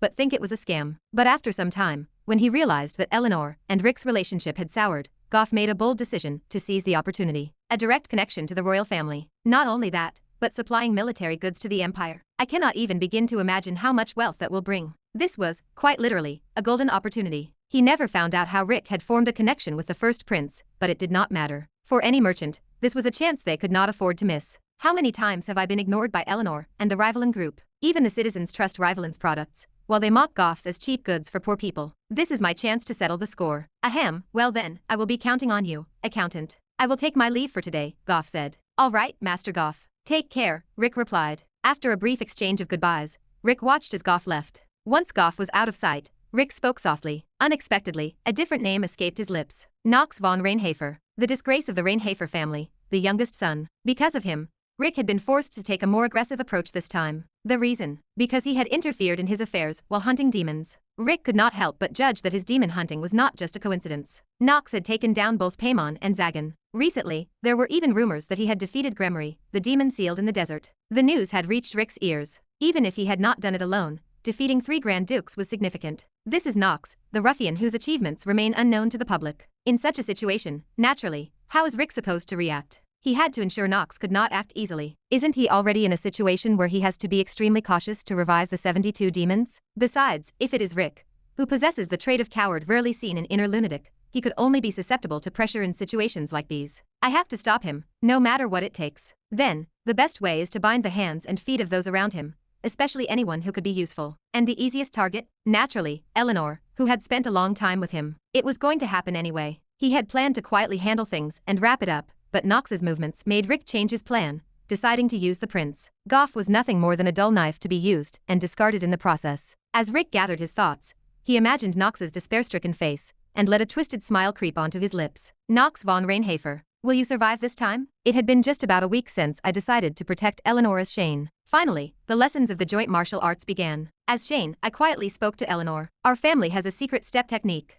I will hide and enter the dungeon with you. If anything dangerous happens, I will save you immediately. Since I relayed this message through an artifact without speaking to her face to face, I did not get caught in the lie. Besides, both Nox and Shane are those 2 people, not me, after all, so it was not really a lie. But the situation is not all that favorable. The truth is, splitting myself and acting as 2 people here comes with significant risks. This place is the dangerous setting of the main stage of Chapter 3. Even though I thought I could clear it relatively easily, now that Eleanor's life is in greater danger, I need to be more cautious. There are at least 2 names moving in the shadows. One is Rick, Eleanor's attendant, a piece of trash who has now become a traitor. The other one is, students, greetings. I am Olaf von Destein, here to lead today's lesson as Professor Fritzl has requested sick leave. A man stood tall, holding the 3rd volume of elemental studies that he wrote himself. Olaf von Destein. He, like Rick, is also a demonic human. That is right. To put it simply, if I want to survive this place, I will have to kill both of them. Chapter 159. Olaf von Destein. It had been quite a while since he last appeared, so he might have slipped from memory. It was already clear that he was a villain. He had shown his true colors during the Avalat gambling house cleanup, and I knew then he would play a significant role later. He was a monster, a top graduate of Eldain, whose genius in elemental studies had been celebrated from a young age. In truth, he was a monster of a different sort. He was an artificial construct, a plant placed by the demons to infiltrate human society with demonic humans. His innate talent came from being a product of demonic crossbreeding. Olaf was only selected because he was the most useful among them. If he had not been, someone else would have taken his place. To the demons, humans were nothing more than batteries or emergency rations, easily replaced when they lost their value. Olaf opened the briefing with the air of a professor. His tone and expression were condescending. He explained that they would be teleported into a subspace where magic use was restricted, according to the nature of the joint martial arts subject. They were told to rely solely on the physical abilities they had honed to survive the trials ahead. One student asked what exactly they were supposed to do inside the subspace. Olaf sighed, appearing thoroughly annoyed. He snapped that he had explained it clearly enough and questioned if they were truly students of the prestigious Eldain Academy. The student turned red at the harsh criticism. This was Olaf's true nature, but the students who were unaware of it frowned at his rudeness.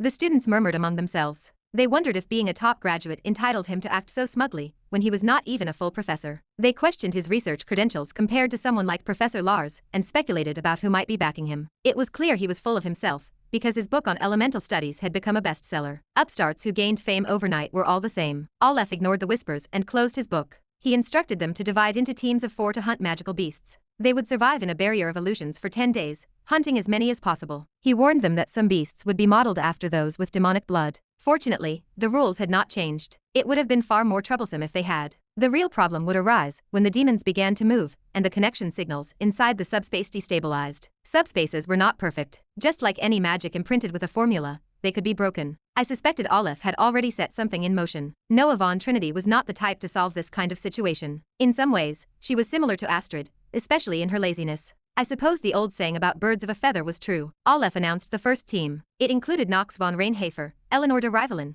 Talia von Steiner, and Pell. I found myself in the unfortunate position of being called first. I had expected it, so there was little to do but keep tabs on the situation. I told Olaf I understood. I watched as he activated the teleportation formula and opened the gate to the subspace. I paused for a moment at the threshold of the portal, glaring briefly at Olaf. Then, I stepped through. The unpleasant sensation of walking directly into danger washed over me. It felt appropriate for the setting of Inner Lunatic. Perhaps my brain had gone strange as well. Talia approached me, asking if I was scared, and I nodded calmly. Pell looked tense, asking everyone to ensure there were no accidents. Eleanor remained silent. She stood quietly, gazing into the distance. She was not looking at the air. She was likely thinking of Shane, believing he would follow her. To Eleanor, Shane was someone who could save her. It was difficult to find someone with such a pure heart who would act out of genuine intention, no matter how much money one spent. It felt strange to say it myself, but Eleanor relied more on those she could trust than on sheer ability. Shane had saved her without reason during the first battle with Paimon, and that must have been the trigger for her trust. That was likely why she gave Shane her mother's keepsake. Perhaps she felt it no longer held meaning for her. Meanwhile, Dean Noah von Trinity was pacing around her desk, and naturally, Astrid was with her. They were there to watch over this practical exam. If Nox saw this, he would be shocked. Noah did not get involved in this event during the main chapter. However, it was understandable. Both Noah and Astrid's student, Nox, were entering a dungeon this time. She was eager to see his growth and performance, which led her to watch him secretly from afar. Noah also knew there were demonic humans among the professors. Many lives could be at stake,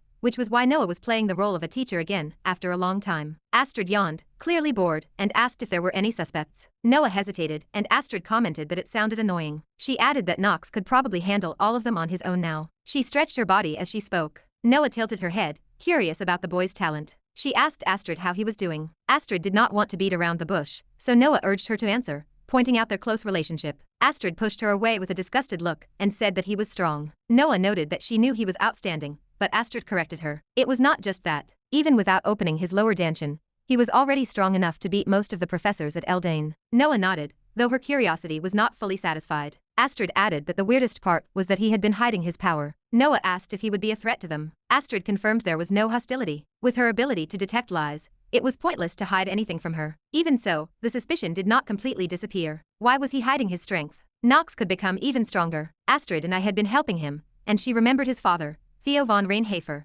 offering to pass down the Black Sword. Why did he not reveal more of himself? It was even weirder since he was still just a kid. It was normal for someone to want to stand out at that age, but he showed no such signs. He was an interesting kid, but his only flaw was that he hid too much. 10 minutes later, the two of them frowned as they watched the video of Nox and stood up. A little later, my other comrades followed me through the portal. I already knew what development was waiting for me here. The formula carved to transport us caused a wave of nausea as I stepped into the blue mana floating from the complex equations. Damn it. Even if Olaf was a genius, he was not as precise as Lars. His combat ability might be far superior, but this teleportation formula was awful. I sighed and organized my thoughts. From this point on, I had to stay sharp. A violent wind roared. As I exhaled, the cold pierced through my bones, and the veil of mist broke apart. I realized that my sigh and the fact that I had stepped into the wrong spot in the formula had brought me to a very dangerous place. The biggest problem was that Eleanor and I were the only ones dropped there. To make matters worse, a few ice trolls were charging toward us. I had hunted them before, but 10 of them at once became annoying. I grabbed Eleanor's wrist and started running. When she questioned me, I told her not to waste time and drew Stormbringer. I swung it horizontally at the enemies chasing us. I used the southern swordsmanship of Chatters. The enemy's skin split open, and blood sprayed from behind.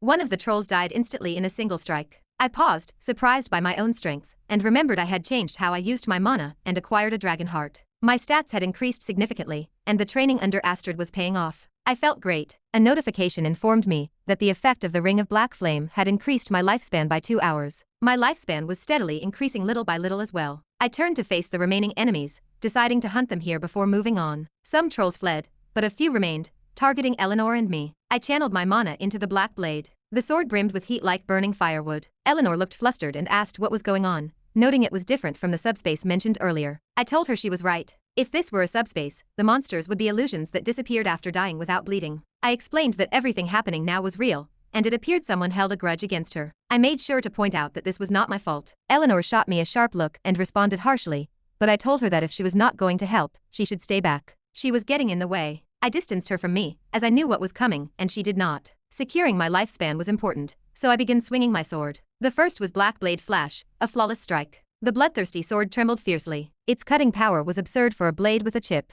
My Dark Family swordsmanship had been upgraded to an advanced level, consuming some mana, but posing no significant threat. I told her to stop overthinking and set aside her hatred for me, or she would surely die. Chapter 160. Next up was the Black Blade Chain of Flashes. Now that it had been upgraded to the advanced level, it was naturally quite different from when I sparred with the head of the family, Theo. The black sword cut through the air, slicing not only through flesh, but also cleanly cutting through the enemy bones. Before the eyes of Eleanor, the black blade danced gracefully. It was a beautiful sword, as if it stole people's hearts, slowly leaving them in a daze. It was the scene where she finally realized why the black sword of the Reinhafer family was considered immense. Beautiful. Eleanor unintentionally blurted it out. It was irresistible. With each step the sword cut lightly, it carved shallow, and sometimes deep scars into the enemy. And who was wielding the sword? He was second to none in bringing bad luck, but he was a man who lived off his own sense of superiority. Nox von Reinhafer. His appearance naturally fit the word beautiful. His snow-white hair and mysterious lavender eyes enchanted people, and his sharp nose seemed like it would slice through the air. Recently, his features had become even more striking. Even the sight of his breath turning white in the cold seemed like an art piece. Eleanor realized for the first time that swordsmanship could be so beautiful. Finished watching. Then we should get out of here because if we stay, more dangerous foes will come. Ha, that. Eleanor snapped out of her daze and quickly returned to her senses. She spoke curtly, quickly assessing the situation and predicting the next move was one of her fortes. Her title as the genius of acting was well earned. This seems to be the north. Near Winter Bridge, I would say. Fortunately you recognize it.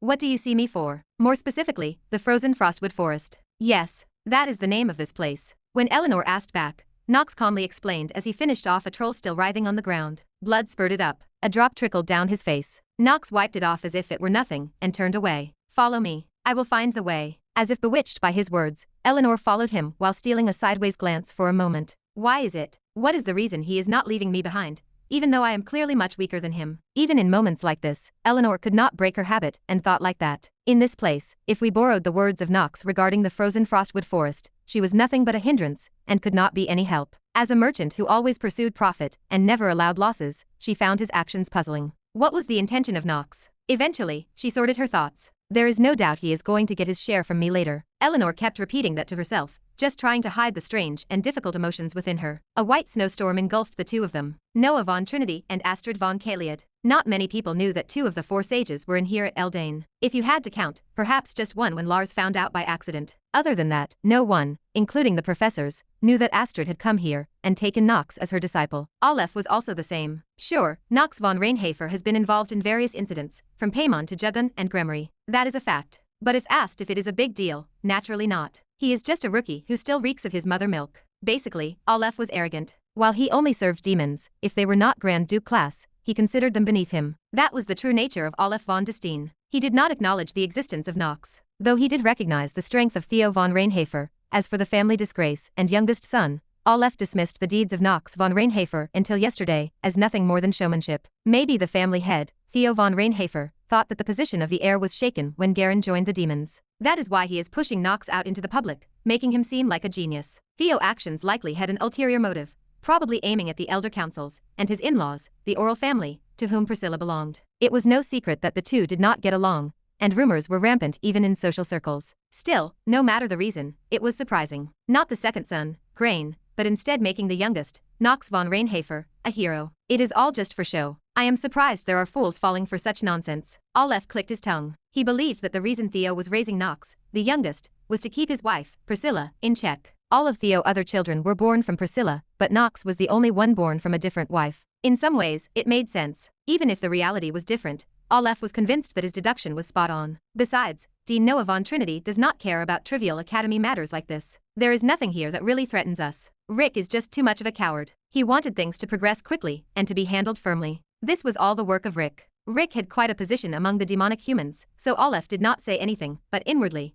Aleph completely disregarded him. He was only noticed by the Grand Duke first. Had not Aleph been with them from the beginning? Though born in a human body, the blood of demons flowed within him. He was a life that had been conceived and born with demon blood. He was on a different level from him, who had no origin. Aleph realized a bit late that he had unknowingly clenched his fists. He was irritated. Sigh. I got too worked up. Anyway, everything will go smoothly, and I will climb to a higher position. That will not change. Regardless, Aleph trusted his own intelligence. Not only had he infiltrated Eldain and taken the top spot as a demonic human, but he even gained enough magical abilities to threaten the professor position, which was proof of that. As he opened the best-selling Introduction to Elemental Studies, he looked forward to the future, the day when the demon realm would manifest on Earth, uniting the divided continents under the Archduke control. He believed that all his ambitions would be realized. There is a place called Winter Bridge in Inner Lunatic. Located in the north, it is home to some of the worst monsters and uncontrollable demons. Later, as the main scenario proceeds, this place opens up as a new monster hunting ground. Because it is always winter here, this place is also called a hell where a lot of monsters and demons live. Almost no one lives here,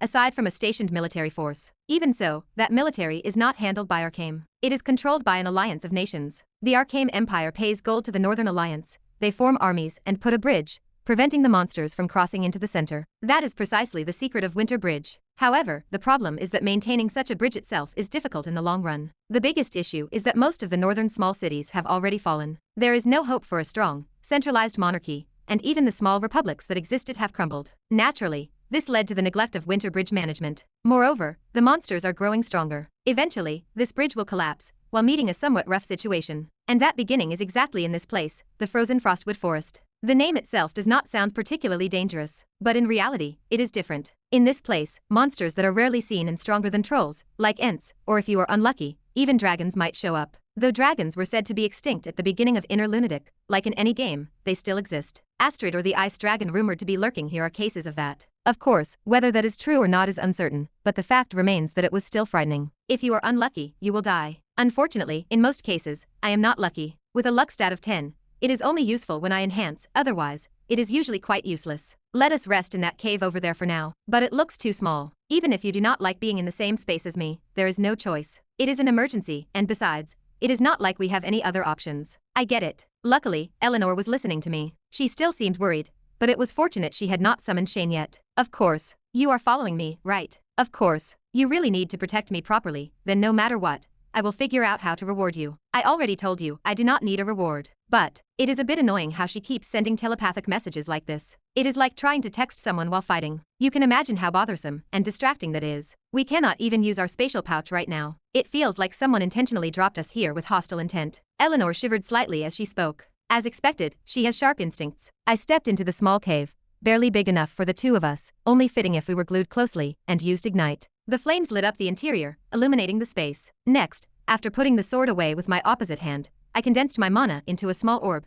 tossing it inside. It was a kind of small fireball, meant to check if there were any monsters inside the cave. Unless I am really unlucky, it should only be small wild animals or little monsters. What the? You are. Crap. Crazy. I knew it, as it is obvious that I am unlucky. The questioning voice that echoed from inside the cave continued. Human, yes, humans. Damn. This is the worst. Get ready, I said, drawing my sword. I had already dispelled the fire magic. Then, with a rough roar, what appeared before us was none other than a monster with a large build. It was still pitch black, so I was not able to confirm what was right in front of me clearly. I had already sensed their size and identity through my magic though, but I cannot see the front clearly. Feel it with your magic, and do not say you cannot unless you want to die here with me. Then, a giant with brown skin revealed itself. Each of them had patches of green here and there, giving it a somewhat grotesque appearance. I could explain easily what they are. Ents. People usually think they are just big trees, but that is not the case. Ents are actually giants who protect the trees, and over time, their appearance changes to resemble the trees. So, not only do they have the strength of giants, they have regenerative abilities, like trolls. On top of that, they have high intelligence and a long lifespan,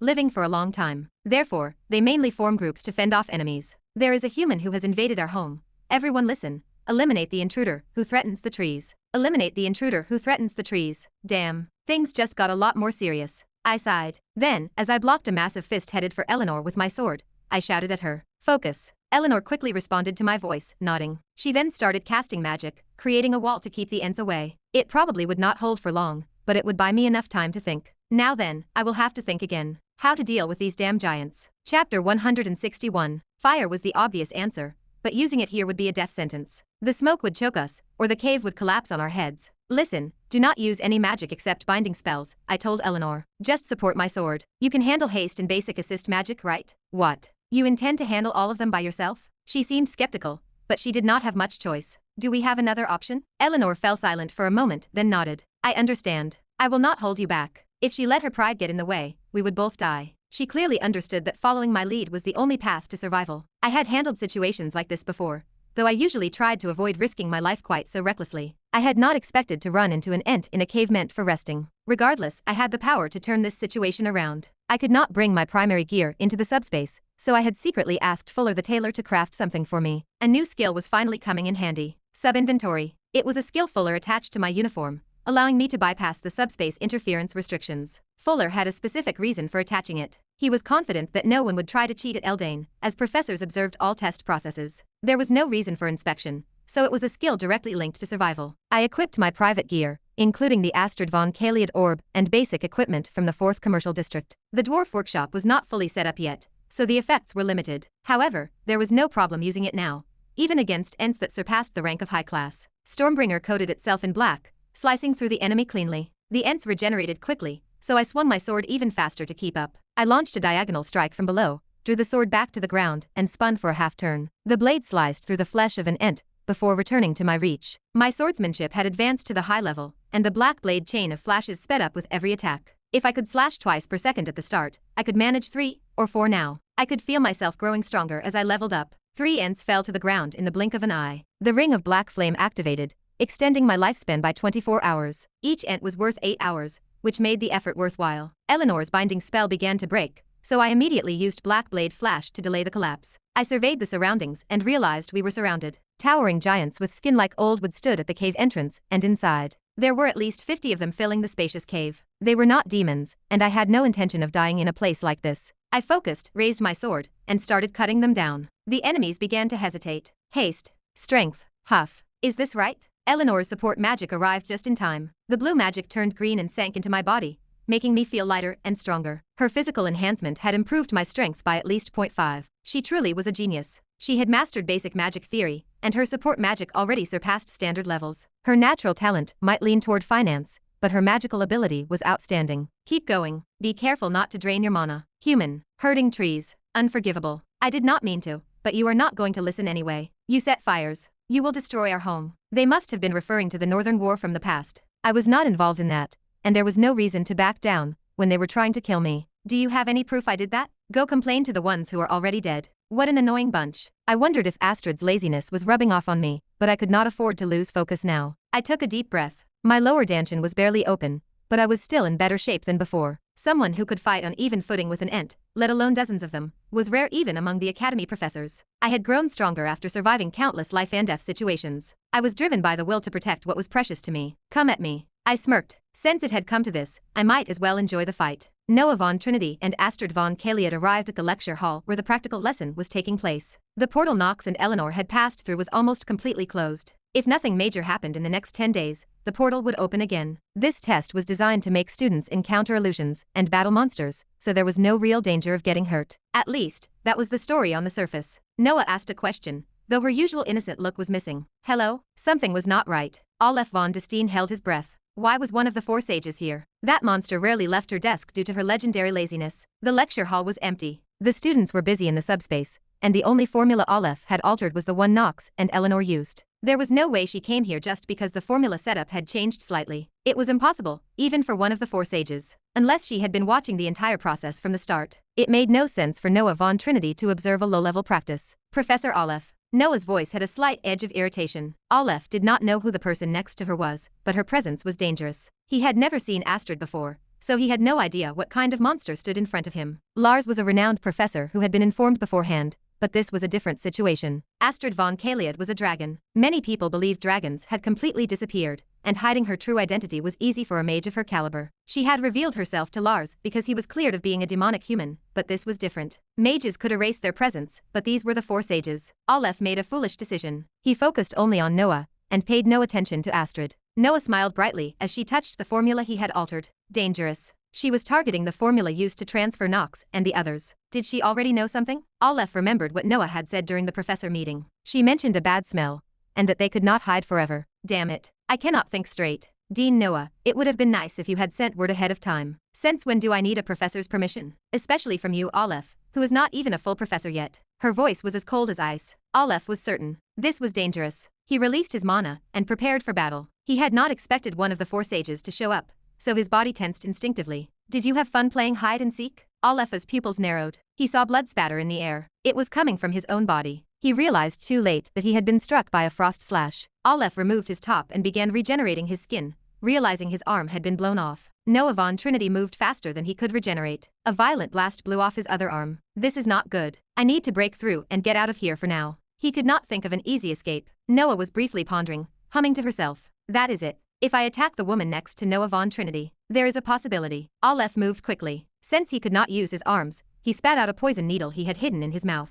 The needle flew with blinding speed. He was confident. Only the 4 sages or the 3 sword emperors could react to this attack. What is this thing? She blocked it. The person standing before him was one of the 4 sages. It was the flame mage, the magic god Astrid. Astrid waved her hand, and chains surged from the ground to arrest Aleph, binding his limbs. As if it were tiresome, Astrid used the chains to pry open Aleph's mouth, making it impossible for him to bite his tongue and commit suicide. She approached him slowly. Stay still. I have a lot of questions to ask. Dying early would be inconvenient. Aleph's gaze was fixed on the mage who had attacked him. He knew only a few individuals could wield such magic. You. What are you? Who are you to have such power? Astrid. Are you done talking, demonic human? Astrid tilted her head. Aleph's face turned pale with fear, a sensation he had felt for the first time in his life. Astrid's slit pupils scanned him. Aleph realized the monster standing before him, on par with Noah, was none other than Astrid von Kaliad, one of the 4 sages. Chapter 162. How naive. Do you really think I would just obediently tell you where I sent Nox von Reinhafer? Aleph shouted,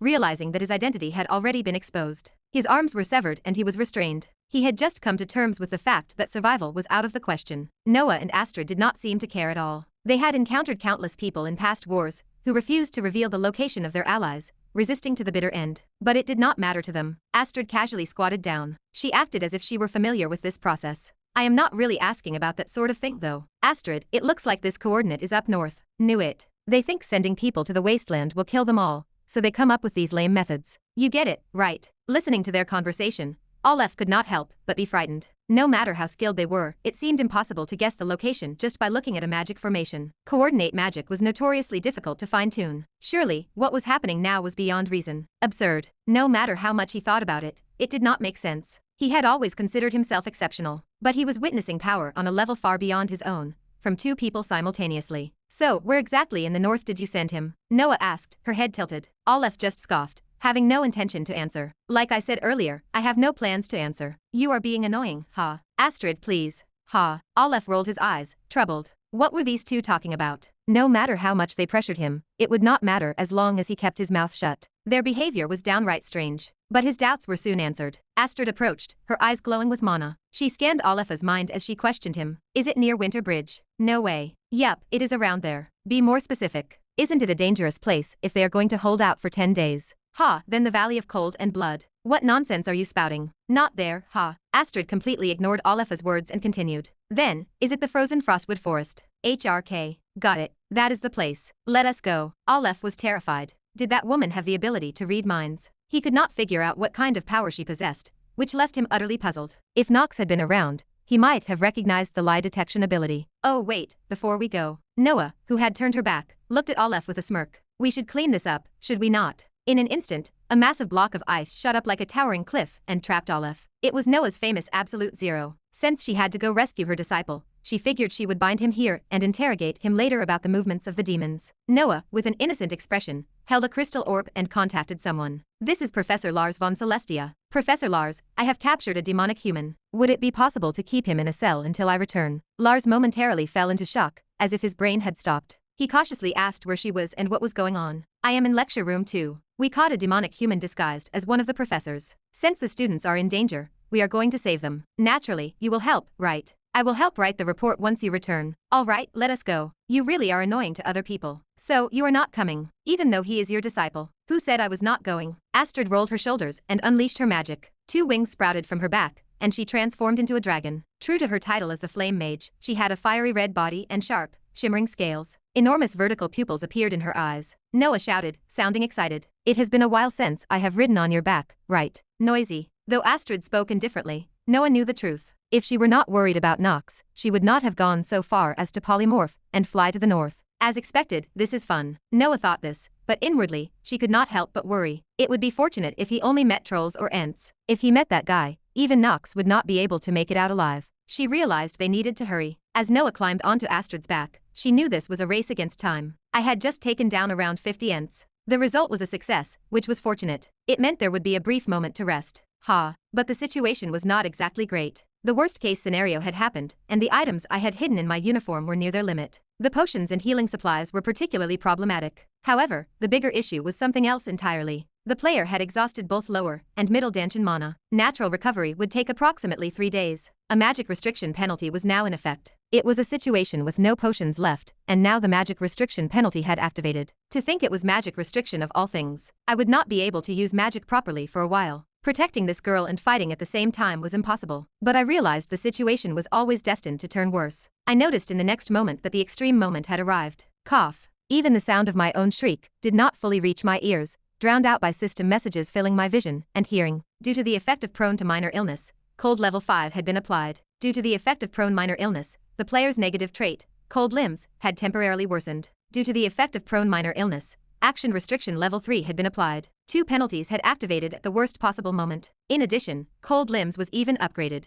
Damn it. My luck was terrible, but this was beyond unlucky. Just after I got some stats, this nonsense arrived. What did I do to deserve this? Damn it. I need to stay sharp. Are you alright? Eleanor asked, pretending it was no big deal. But I was already at a point where I could not even respond to her. I tried to steady my swaying body, but it had already reached its limit. I had never complained of pain to this extent before. When I had been hurt, other units had always been on my side. So, predicting and dealing with this kind of situation was, in fact, impossible for me. Anyway, in the end, thud. No, Nox. What is happening all of a sudden? Caught in the illusion, as if the world tilted and the ground was shaking, I collapsed to the ground. This is dangerous. To think I ended up in such a miserable state after cutting down 50 ents. But there was no time to slow down. I needed to think. This trouble would definitely be over soon. I could feel myself losing consciousness. Even though Eleanor was speechless due to shock, she would probably be okay. What happened? Why did you collapse all of a sudden? Her face looked at me with a sincere, worried expression. Fortunately, that was not an act. Suddenly, in this moment, I felt it. Eleanor de Rivalen, a truly beautiful character. Known as the Golden Fox, she was perceived as cold and distant by people, but the reality was far from that. She was always warm, and that was why I repeatedly recruited her to my team. In every new game, she showed me a different side of her, like a chameleon. Though she was a character with a cold exterior, she hid a warmth more than anyone inside. Someone might think it was just a game, and I was too invested. But for me, who had always been alone, she was truly like a friend. So, this time, I decided to be honest with her. Eleanor. Nox. Snap out of it. Your pupils. Why are your eyes like this? Leave me here and head deeper into the cave. Once you are there, use this. The item I pulled from my inventory and handed to Eleanor was the Veil of Mystery, an artifact that hid the user's presence. As long as you were wearing this, the enemy would not attack unless you struck first. The problem was it was single-use, and for a one-time item, it was ridiculously expensive. I recently won it in a black market auction through Grain, but I never expected to use it like this. For a merchant of Eleanor's caliber, she would instantly recognize this artifact, so I did not need to explain it. That was a plus. But there was one more problem with this item. The main protagonist could not use it. The Veil of Mystery was an item designed to save heroines or surrounding characters. That was the identity of the Veil of Mystery, a leftover from the affinity and favorability system. But right now, it would give her the biggest support more than anything. Where did you get this? No, rather than that, are you serious? If you had something like this, naturally you should have used it yourself and left me. You really think I would naturally abandon you? What? Eleanor asked back. But there was no time to explain. Even now, my consciousness kept fading. I was not handing her the item, because I wanted to die. This was in order to realize the only option left. The odds of success were close to a gamble, but I had learned something from Astrid. I just thought things would turn out somehow. Either way, luck is an essential element for survival. In this harsh world of inner lunatic, for the sake of my existence, to stand strong as Nox von Reinhafer, I needed overwhelming power. And to obtain that power, absolute luck was necessary. I knew my limits. Even with 2 genius traits, I never thought to get conceited. Those traits belonged to the character I created, Nox von Reinhafer. I was just the one controlling him. I am Joachim. Even if in the past, every day I wasted my time like trash as Joachim, I never thought to repeat it this time. Go. That was my final word. My consciousness completely shut down before I could hear Eleanor's response. Chapter 163. There was a small, fragile boy with white hair and lavender eyes. He was a child possessing a mysterious, lingering charm. Even then, he was immature, cursed with a selfish and self-centered personality. I remember that boy. I look at the man who has collapsed in front of me now, and I recall everything. This is the current Nox von Reinhafer. Is he really the same person who hurled verbal abuse at me throughout my childhood? To answer that, I must look back at the distant past.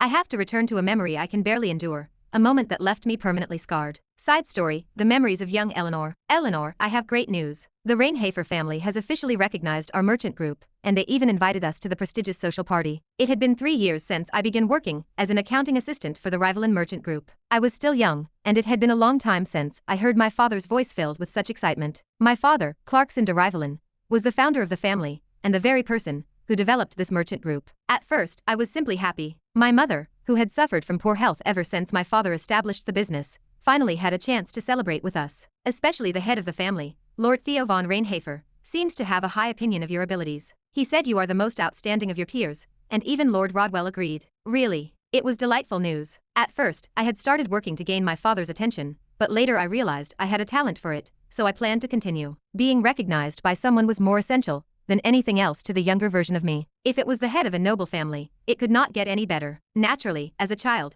I had a vague admiration for nobles. I just thought they were born different from us, with a certain elegance in their walk and attire, eating only special foods while engaging in conversation. That is why I was excited, thinking that there were only good things to come. I picked out a dress for the party and looked forward to meeting children my age to talk to. I could barely remember the last time I met someone my age because I had been so busy with work. My father told me it would be a good experience. I still clearly remember my mother's bright smile and how happy I was. I even practiced smiling every day in front of the mirror, and I remember it all clearly. Of course, when the day of the party came and we arrived, all those illusions were shattered. To think commoners dare to attend a party hosted by the Reinhafer family. How low class, what is this? Laughable, how can these lowly people even stand here? On the day of the party, the gazes directed at us were anything but kind. Looking back, I think I understand now. They could not stand the idea of commoners like us coming to a party where they socialized. But back then, I did not understand the ways of adults, so I could not help but be shocked. Even if it was the first time I saw it, the hostility they showed and the sneering looks as if they were disgusted by us left an impression. That day, I realized for the first time that someone who did not even know me could hate me. It scared me. I was even more scared that the illusions of my parents, who were so happy to be here, would be shattered. Father. But when I squeezed my father's hand tightly and looked at him, he just kept smiling. He was simply happy just to be there. Even though I wanted to run away,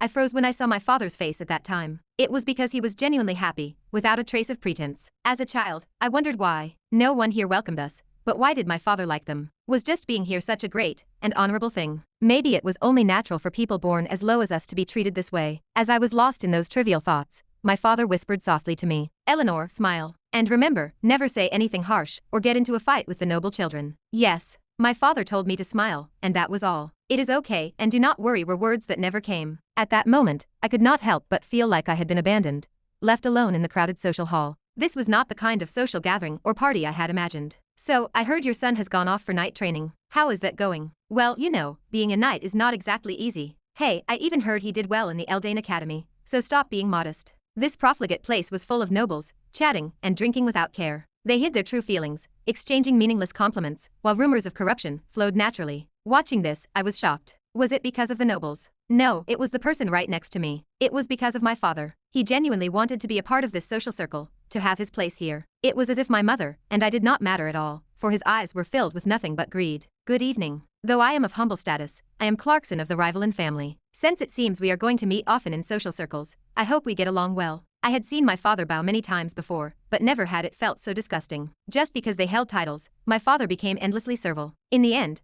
I let go of my father's hand and wandered aimlessly, looking around. I did not remember much, just the disgusted looks as if I were filthy. I was trembling with fear at the gaze of the taller and older guys, as if they were going to lay their hands on me no matter what. "Hey, what are you doing here? Is this your first time coming to one of these?" That was the time. When I heard a young, curious voice calling me, I turned around and shrank back. There was a boy with white hair and lavender eyes, and you could tell at a glance that he was someone who fit in perfectly in this setting. It was clear he was dressed in fine silk clothes. Even at a glance, he had a restrained, noble demeanor. A boy with the most beautiful smile. Sadly, that was my first impression of Nox von Reinhafer. I stammered in response to his question. That is, I am sorry if I have made you uncomfortable." "Ha, why are you apologizing?" Nox sat down beside me as he said that. I had been sitting on the stairs, and from Nox's position, he must have thought that it was dirty. Even now, I still do not know why he did that. Was he trying to make fun of me? Regardless, our conversation continued. I do not remember all of it, but I recall that it lasted quite a while. "Where are you from? Are you from a noble family?" "No, we are from the Reinhafer family, which just received its peerage." Even at a young age, I knew my father had used questionable methods to become a noble, so I trailed off. Nox asked again. I see. My father did mention a new family joining this time, so it must be yours." "Yes, probably. How old are you?" I am 10. "We are the same age." "Then you do not have to speak so formally." How could I to the Duke's family, such? Ugh, that is boring." Nox muttered in genuine disappointment. Maybe he did not have friends other. Maybe he was hoping for a chance like this inside. Summoning my courage, I asked. "That, you are Nox von Reinhafer, right? The youngest of the Reinhafer family." "Oh, you know my name." Usually, people only remember my brother's names. Yes, I had memorized his name beforehand since my father had told me not to offend anyone, but being praised for it made me excited. I found myself starting to feel a little better. Suddenly, Nox lifted his head and gazed up at the lattice pattern on the ceiling. Then, out of nowhere, he spoke. Actually, I do not really like these kinds of parties. Yes, I do not like acting all proper. Kids my age draw a line with me, and when I try to hang out with them, they avoid me. It is boring. Listening to him, I thought to myself that I wanted to talk with him more. Maybe I was happier because I realized there was someone here who was as isolated and lonely as I was. I am learning accounting in the merchant group. Wow, that is amazing. You are the same age as me, and I cannot do anything like that yet. It is not impressive. No, it is, it totally is. My mother told me the Rivalin Merchant Guild has gotten really famous recently, and I had no idea someone my age was working so hard. Nox scratched his head and looked at me before speaking. I should try harder too. It is frustrating, as I want to do better, but it just does not come easy for me. What are you working on, Nox? Swordsmanship. Everyone in the Reinhafer family is all about swords, and they are fussy about training. But my oldest brother is so good. As you can see, my body is weak and I am not really good at it, so everyone hates me. I could not find any comforting words. Who was I to comfort Nox von Reinhafer, the youngest of the esteemed Reinhafer family? Did I even have the right to? I kept myself immersed in that thought. Before you speak, remember the difference in status first. Then, think about wealth. Only speak after considering both. My father's words. That advice had been ingrained in me since childhood. Because of that, I could not easily comfort or encourage him. At this point, Nox was not known as a ruffian, and I did not think he was bad either. Not long after, two figures appeared in front of the stairs where we sat. White hair, but their features were a bit less distinct compared to Nox. Two boys stood there and looked at us. They seemed a little older than us. Later, I learned that they were Eldain von Reinhafer and Hats von Reinhafer. In other words, Nox's twin brothers. Anyway, they approached us and glanced at me before speaking. Nox, what is this? Who is this lowly commoner girl? Brother. Yeah, what is this? We told you before, did we not? Do not engage in behavior that lowers the Reinhafer family's dignity. Or what? Have you become friends with her in the meantime? At his brother's words, Nox hesitated for a moment, glancing at me briefly. Then, he made an expression as if convinced of something, and he avoided my gaze as he spoke. It was just out of brief curiosity. How could I ever be friends with such filthy trash? My heart shattered. If my heart had a sound, that was it. For the young me, his words were that shocking. It was because I had a good feeling about Nox, but all of that was an illusion. It was useless. At that moment, I fully realized what feelings I was not allowed to have. That was when I finally understood. I realized that this is how the noble world works, where someone who was talking happily with you just moments ago could turn on you like this. I understood that in this social hall, I was nothing but prey. Chapter 164. No matter how much of a disgrace you are to our family, you would not stoop to hanging out with commoners. Right. If you ever did that, both you and that girl would end up with your heads hung up in the Imperial Palace. Haha, that sounds great. I remained silent as I watched Eldain and Hats exchange such words. I felt disillusioned as I saw Nox laugh quietly. How can someone have the heart of a human and just toy with others like this? It was painful. My face flushed, and I could feel all eyes on me. One by one,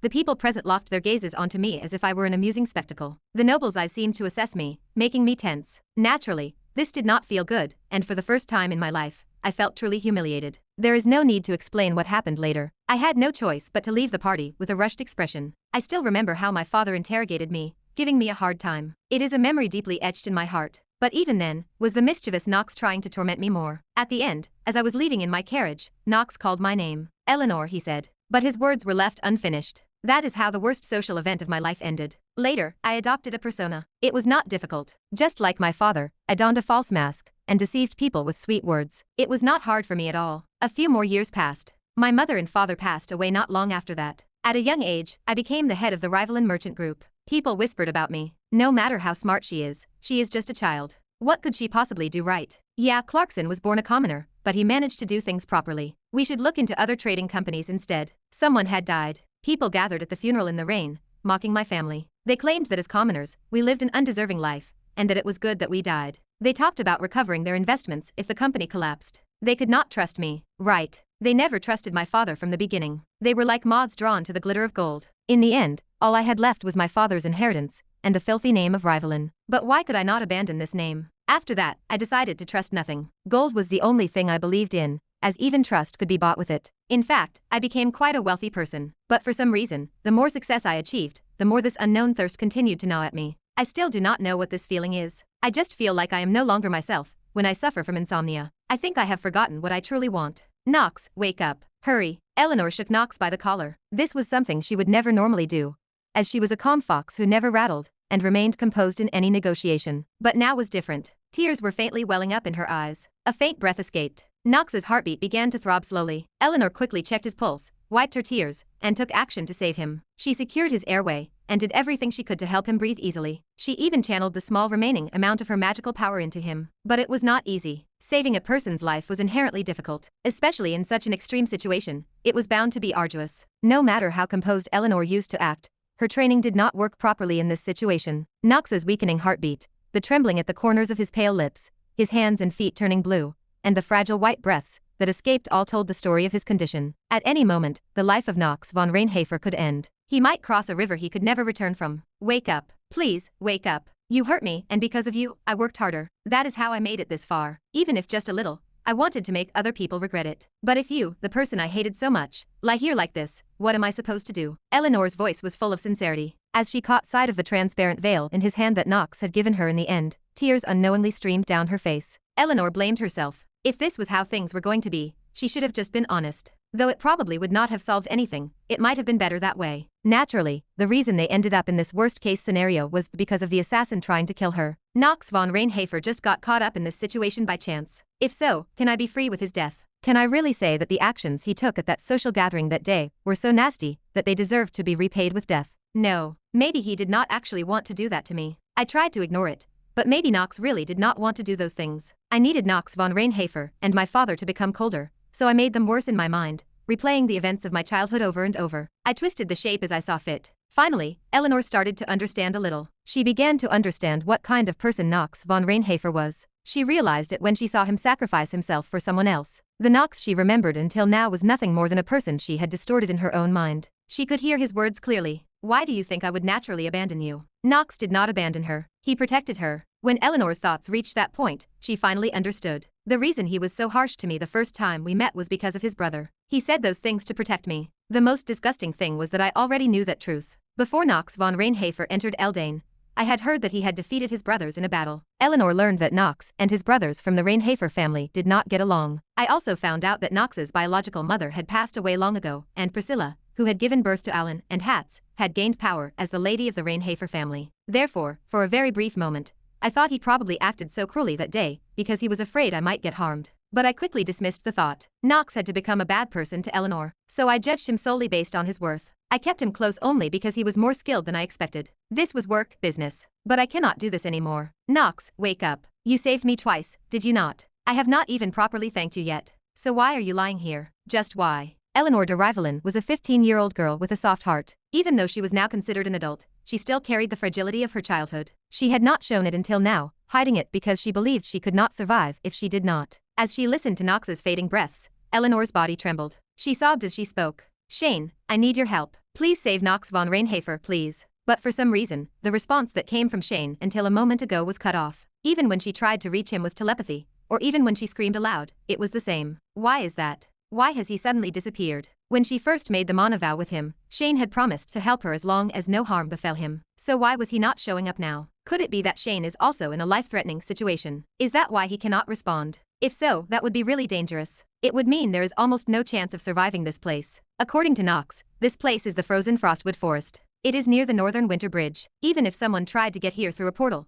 it would take about 3 days. No matter how fast they came, it was a distance too far to reach quickly. Not good. Am I really going to die like this? I have not said anything yet. I have not spoken to Nox or to Shane who saved me. I wanted to thank them. The kindness she received without expecting anything in return flashed like a vision of the past. Eleanor thought of the day she talked with Nox. When they opened the Rivalen family's secret library and had a brief conversation, she could have asked him why he saved her. She could have asked him straightly and a bit more firmly. But now she thought she knew why she did not ask. The fact that someone had saved her without wanting anything in return was something she did not want to shatter. If she found out Nox saved her only because of money, she felt like she would be completely broken. It would have been dangerous for her. That is why she did not ask why he saved her, or if he wanted something in return. She was afraid she was going to expose her most vulnerable self, the part of her that could not trust herself. I am such a coward. In a situation where it was hard to make a normal decision, Eleanor finally lost her way completely, not knowing what she should do. But threats often come overlapping dozens of times in a single day. For example, now, the bone-chilling cold surrounding Eleanor was proof of that. What is this?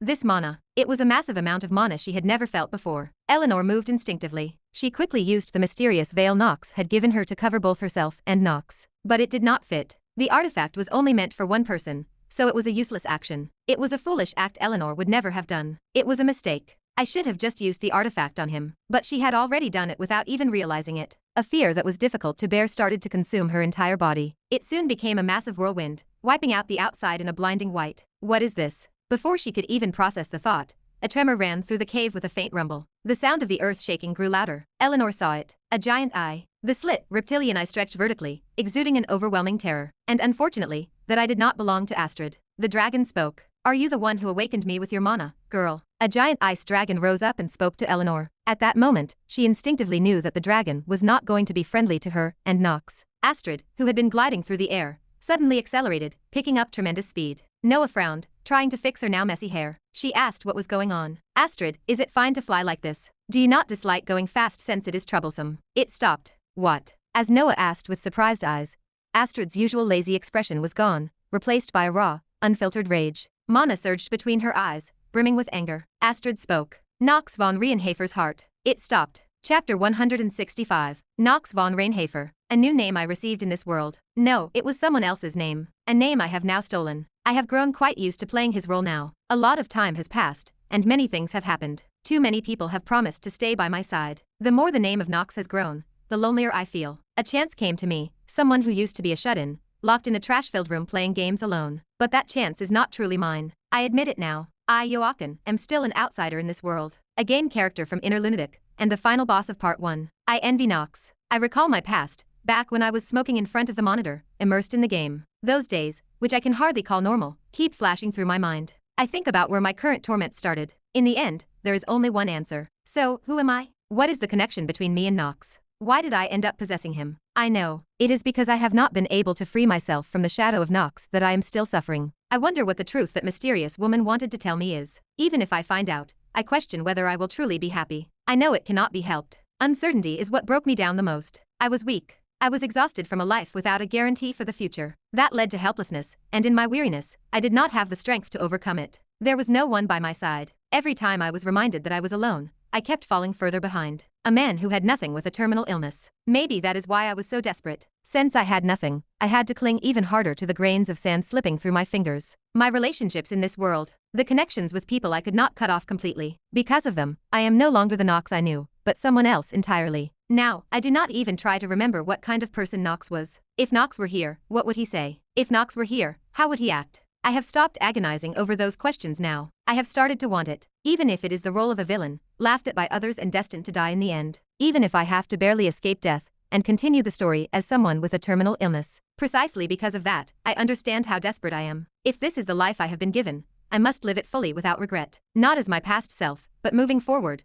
little by little. If there is one thing I must overcome to do that, it is the cardiac arrest before me right now. It is the first death that came to me. Are you the one who awakened me with your mana, girl? The dragon's voice fell heavily. It was in the dragon language, but I understood it instantly, because it used magic to deliver the information directly into my mind. That dragon clearly has hostile intentions. This is dangerous. A fairy tale I read from my childhood came to mind. Dragons are usually intelligent and mysterious beings, but occasionally, there are dangerous ones among them. Perhaps like the stories passed down in ancient legends, this is the kind that eats humans and makes their mana its own. Not all dragons are like that, but this is the first time I have ever encountered one. Eleanor could sense it. No matter how she thought about it, the current situation was not normal. If such a dragon really existed, it was right in front of her now. I have to save him whatever it takes. Eleanor thought as the dragon stared at her, rolling its eyes. Its target was, of course, Nox. Although she had a talent for magic, she was not exceptional. Her mana was not particularly impressive either. Yet somehow, her mana had awakened the ice dragon. It made no sense from the start. Then it had to be Nox von Reinhafer. His mana must have summoned this creature. That was her conclusion. So Eleanor, as calmly as possible, replied in the steadiest voice. Yes, I called you. It was a blatant lie, but not the kind Eleanor usually told. She usually lied for her own sake,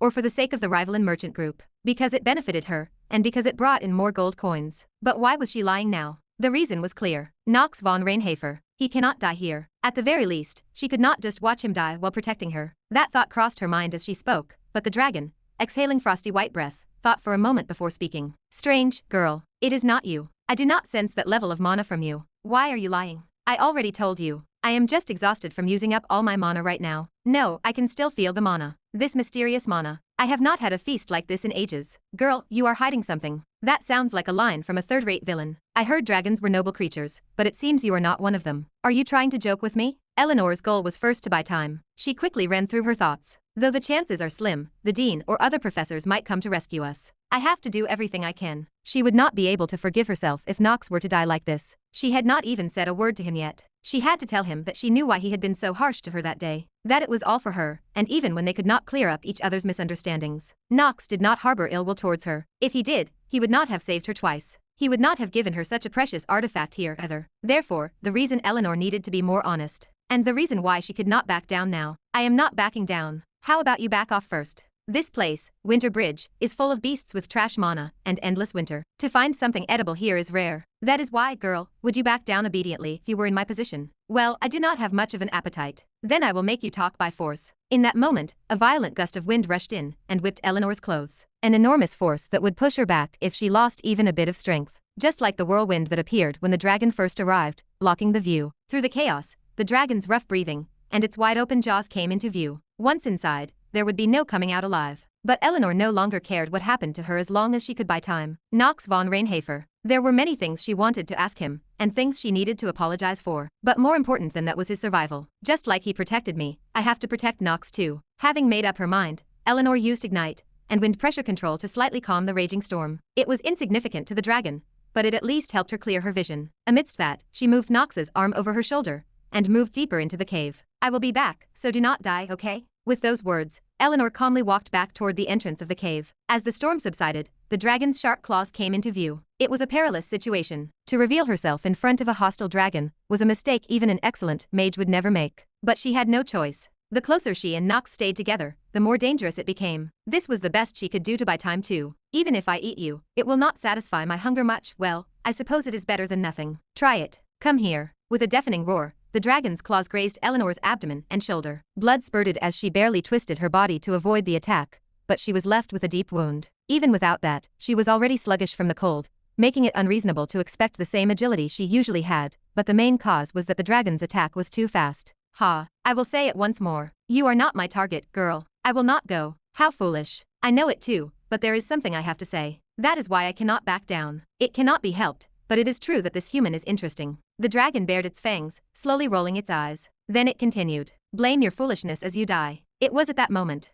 Deep inside the cave, Nox's collapsed body twitched slightly. Astrid von Kaliad. My new magic teacher told me, in order to use dragon's magic and to quickly grow magic, I must master the dragon's breath. To do this, I need to open my upper, middle, and lower dantian and circulate my mana. But this was a difficult task. The upper and middle dantians were not the problem. The problem was the lower dantian. To draw and use mana from this place, the practitioner that manifested the magic had to take on immense risk. Even the slightest mistake could result in losing the ability to use both magic and the sword forever. It was dangerous, and paralyzing your entire body was common. That is what opening the lower dantian means. And managing the upper, middle, and lower dantian while breathing naturally. How many people could make it possible? No, from the beginning. How many could even survive the process of engraving the dragon heart into themselves? Even if you knew the outcome, and success seemed guaranteed, it was still something that people would not easily attempt. That was exactly the dragon's breath. But now, I have to do this. First, I must open the lower dantian, and to do that, I need to enter my mental world, my inner world. Astrid had told me, everyone's mental world is different. Lars also added, even I cannot use the lower dantian properly. Unless you have an innate talent, you should not even attempt it.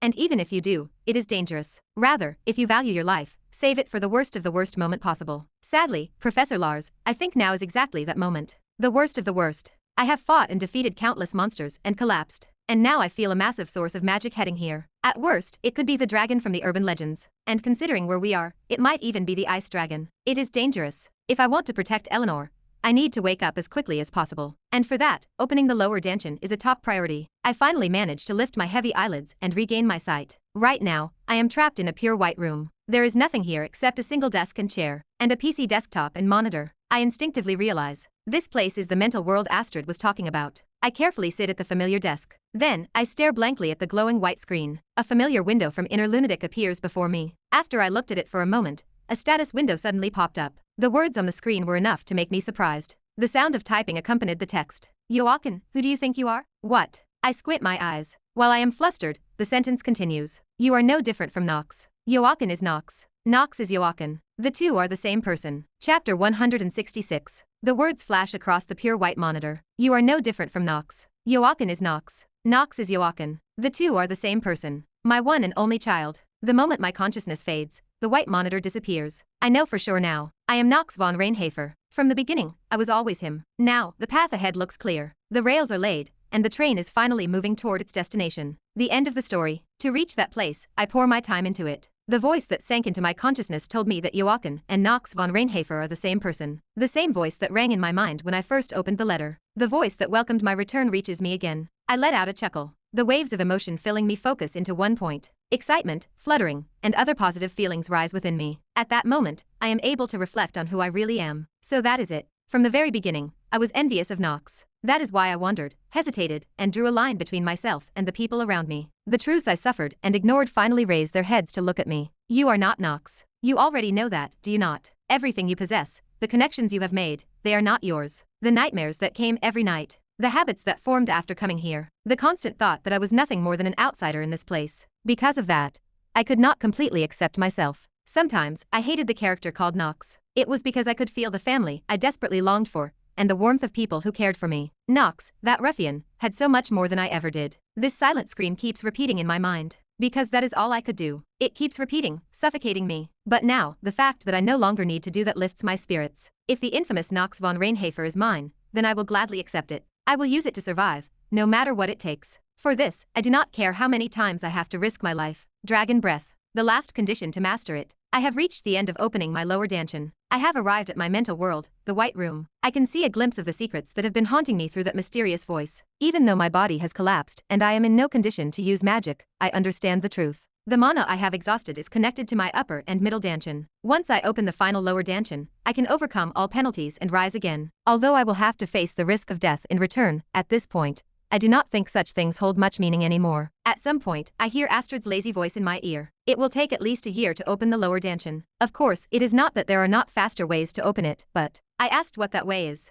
Stop your heart. And not just your heart. You have to stop all your body senses. Stop all of your breathing. After you have exhausted all your mana, if you do that, you will naturally either survive using the mana in the lower dantian, or you will die. Just one of the two. Those were the casual words she said. Perhaps, with her tender feelings trait, Astrid must think it is an act that absolutely should not be done. But with the normal method, Jagan and Nox von Reinhafer would not be able to survive. Because that is how this character was designed from the start. I begin to stop all of my breath. The inhalation and exhalation intermittently escape through my nose and mouth. The pounding heart. I suppress the weak pulsation of every blood vessel in my body. 3 seconds until the player's heart stops. 2 seconds until the player's heart stops. 1 second until the player's heart stops. My consciousness drifts far beyond to a place I do not know. What lies at the end? Even as my heart stops beating, I feel the illusion of a throbbing pulse. And then, with a system message ringing in my ears, my heart stops precisely. In order to make it beat again, my final gamble must succeed. But, despite that, it is fortunate. If others had been here, especially if Rona or Zitri were on my side, they would have been greatly shocked. From that perspective, although I feel a bit bad, I am glad that someone like Eleanor, who is cold and detached, is outside. Someone who cannot help but hate me. Because she is someone who cannot help but detest me, she might be able to become even more ruthless. If anything, because she is someone who weighs profit and loss, I find I can trust her. As my consciousness gradually sinks, I focus on everything I have.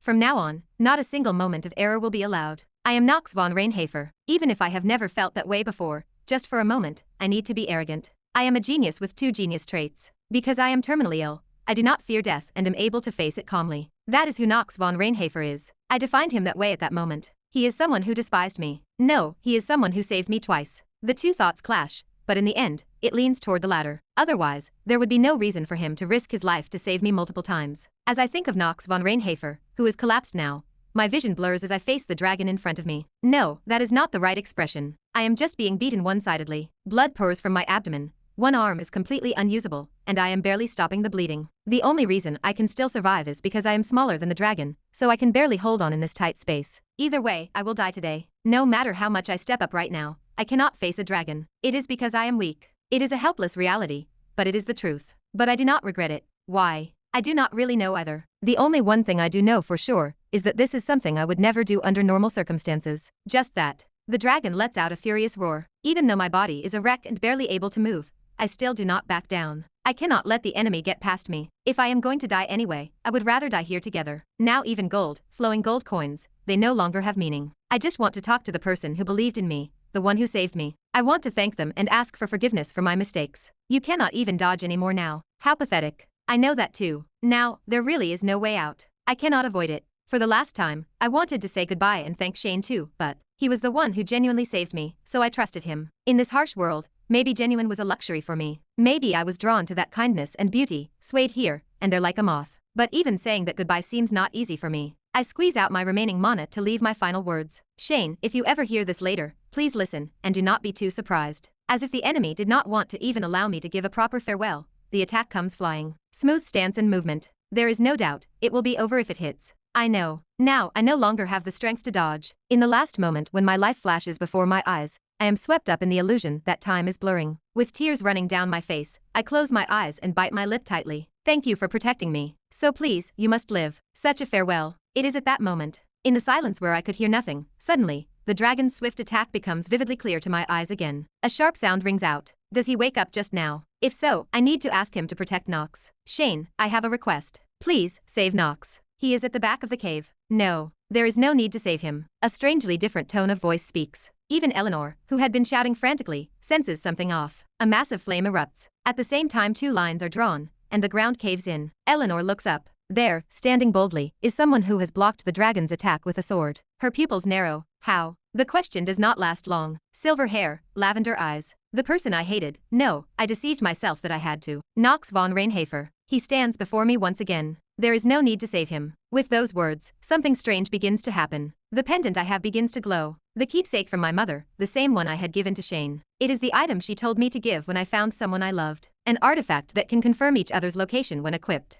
I have not been able to use it yet since it requires a higher rank, but at that moment, as I lift my head and look at Nox's neck, it is just a coincidence, and that coincidence turns into inevitability for me. That necklace. You do not tell me. Yeah. Around Nox's neck hangs a pendant. The one I had handed to Shane. The item I thought no longer mattered now. Why was it in Nox's possession? The answer is already clear. The stance when they drew their sword, the 2 flickering swordsmanship. Even though both of them had different personalities, when they coexisted, Nox looked weakened. Habits and behavior patterns. Everything tells me the answer. You were Shane, were you not? I will apologize for deceiving you later. At that moment, something powerful, almost overwhelming, surges from Nox's body. A shocking amount of flames erupts. It is more fitting to express it as a blaze. Flickering. It is beautiful, like a flutter of a mayfly burning its life. Behind Nox's back, a dark effect appears, and soon a single crimson pupil emerges. The bright red flames soon turn black, responding to Nox's dark magic. As the sword in Nox's hand slices through the dark flames, it looks quite different from the one he used before. You have to keep quiet about this.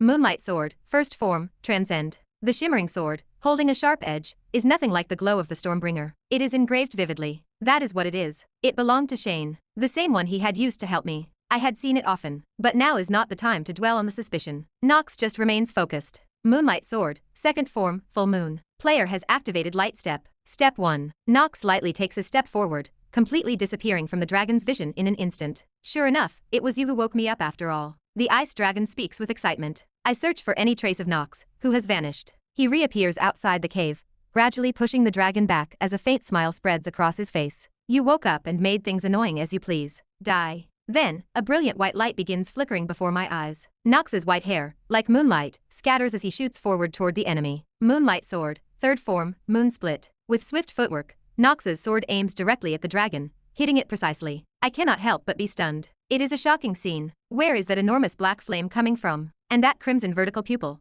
what exactly is that? Before I could even finish thinking, Nox's sword, now blazing with an entirely different power, slashes toward the dragon's weak spot. Then, the sword slices cleanly through the ice dragon's shoulder, cutting through the wing joint with the ease of slicing tofu, despite its notoriously thick hide. What is this? Before that, I cannot help but think, how did Nox, Shane, wake up from such a terrible condition? Why did he save me 3 times? When this battle is over, he will give me a chance to ask it. I know that too. Chapter 167. You use the Fire Spirit's pendant. Your mana is at the advanced level. You can contract with an intermediate fire spirit, Salamander. I refuse. If you summon a higher spirit, your life force will be drained. Do you still want to summon a higher spirit? Yeah. Lifespan does not matter right now. The most important thing is getting through this situation. As I mentioned before, there are 2 reasons why I have not used the Fire Spirit's pendant until now. The first reason was that I would have to reveal to Eleanor that I am Shane and disclose my position. I thought that would cause a lot of annoying issues later, so I did not think it was a wise judgment. I believed it was better to delay it as long as possible. You might ask, wouldn't it be better to use it quickly if I could become stronger? The second reason answers that. The stronger my mana, the better hardware I have, the higher spirit I can summon. My mana right now is still below 15, so the most I could summon is an intermediate spirit like Salamander. Though they are strong, I did not want to waste such a precious artifact on contracting with a spirit like that. I needed a bigger, more certain opportunity. Summoning a higher spirit. I refuse. Bring me the Spirit King. That moment is now. Even if I have to trade my lifespan, I must obtain it. The Fire Spirit King has enough power to defeat a dragon. The dragon heart is reacting. The dragon heart is pulsing rapidly. The fire spirit you can contract with is being adjusted. You can now contract with the Fire Spirit King, Ifrit. Caution. Player must offer a large amount of their lifespan to make the contract possible. Caution. Player may die. Do you still wish to proceed with the contract? Yeah. The moment I spoke, everything around me turned from white to red. Intense heat surged up like a furnace. Is this what a blacksmith's forge feels like? I looked up at the giant looming over me. Then, it shrank and transformed into a beautiful woman. Before I could realize it, she was right in front of me, gazing at me intently. Even though her entire body was made of fire, I did not feel any heat at all. Ifrit's small lips opened. You dare to try and contract with me, the Spirit King? You might have to give me everything you have. Still, want to make the contract. No, I know it is the other way around. You are the one who wants me. The words flowed naturally from my mouth. I thought back to Ifrit's traits from Inner Lunatic. I am the one with enough mana to summon the Ice Dragon. I have talent, and thanks to Astrid's training, my resistance to fire cannot be compared to how it was before. I am still young. I have plenty of room to grow. Ifrit naturally likes contractors like this. According to some legends, she enjoys punishing demons, and she enjoys facing them with Solomon too. My goal to wipe out the 72 demons matches her objective perfectly. How much are you willing to give me? 10 days. That is not enough. I will give you all of it, leaving just 10 days. Her pupils narrowed slightly. I smiled faintly as I looked at her. Make the contract with me. Well, all right. It has been a while since I have come across someone interesting. My little boy, what is your name? Nox von Reinhafer. I cannot help but smile. Yes, this is mine. Nox von Reinhafer. This name was mine from the beginning. I only just realized it recently. But the fact that it is truly mine gives me more strength to survive in this world. Because I can live as myself. Because I am fully me. Let us begin. After I spoke calmly, I looked at her. I fully opened my lower dantian and forcefully twisted the path for my mana while regulating my rough breathing. Carefully, but surely. The sound of crackling currents filled the air, and a small smile formed on my lips. Even though I forcibly broke through the path, the circulation of magic soon stabilized, and I realized I could keep going. There is still too much to do to stop here. I can do it. I repeated the words to myself. Though it was sudden, this was all part of the plan. I was using the skill correction of Dragon's Breath to summon a higher spirit, the strongest one. Ifrit, the Spirit King. It might seem a bit early for this, but there is no reason to be surprised. A battle where I have to risk everything? Was it not something that happened all the time? From now is the start of part 2. A deep sense of exhaustion hit me. Player's lifespan has been greatly reduced. Warning. The player's remaining lifespan is around 10 days. Meanwhile, Rick was clicking his tongue, thinking about Aleph, who suddenly cut off all contact. He had been so full of himself, bragging about infiltrating Eldain and climbing to the top. In the end, he must have messed up and either got killed or captured by them. Pathetic guy. It was frustrating. I had warned him so many times not to act recklessly. What did he think of my advice? It is hilarious how he got so cocky just because he stood out a little among the humans. In this regard, the eldest of the Reinhafer family is at least a bit better. His skills are not that great yet, but his loyalty is outstanding. The same goes for his mother's family, the Orals. It is clear they will be helpful in the future. Anyway, Rick stood in front of the next seal. He took on a demonic human form and wore a euphoric expression, unable to contain his excitement. The reason was simple. The demon he was about to revive was a full-fledged duke. Namely, a demon with the appearance of a human and unicorn, Amdusias. He is known for using sonic attacks, and was immense due to that artistic skill even among the 72 demons. Rick was excited he could meet such a powerful being. More than anything, this time, the seal was stable. He must have almost fully recovered his power. If that is the case, maybe I can finally take down Nox, who is always interfering with me, and even Noah von Trinity. Maybe I can deal with that brazen chick Luna too. If it happens, the manifestation of the demon realm will be even closer. The first Archduke Baal. I need to gather his fragments soon. Baal, the ruler of hell, and the first-ranked demon among the 72 demons. To revive him, I need to retrieve the 9 souls scattered during the Eastern War. For that to happen, the other dukes need to wake up quickly. Crack. While thinking these thoughts, a being in human form, but with black horns on its forehead broke the seal stone and slowly walked out. Ha, so you are the one who woke me? Yes, Duke. It is an honor to meet you, Lord Amdusias. Yeah, you are quite useful, ha. So, where is Archduke Baal? And Lord Agars too? I am sorry, we have not gathered all the fragments yet, so it will take a long time to revive Archduke Baal. As for Lord Agars, we have not located him yet. He tends to disappear suddenly. Indeed. Anyway, I suppose our purpose has not changed. Exactly. Rick spoke with renewed enthusiasm. The revival of Lord Baal and establishing the demon realm on Earth, turning the human world into hell. That is the purpose of demons and demonic humans. Hearing this, Amdusias burst into loud laughter. It was far more interesting than being sealed away in boredom. Pleasure. That is what filled him with strong excitement. Truly, a demon's way of thinking. Ifrit, the Spirit King. In Inner Lunatic, People said this about that existence. Is Ifrit really possible to summon? The Spirit Kings were beings you could rarely find even on the bulletin board. In the first place, the items needed to contract with them were extremely precious. If Eleanor had not handed this to Shane, I would not have even dared to try. On top of that, I was lucky that Ifrit's fire element was a counter to the Ice Dragon's ice attribute. Even though I still do not have enough mana to properly communicate with Ifrit,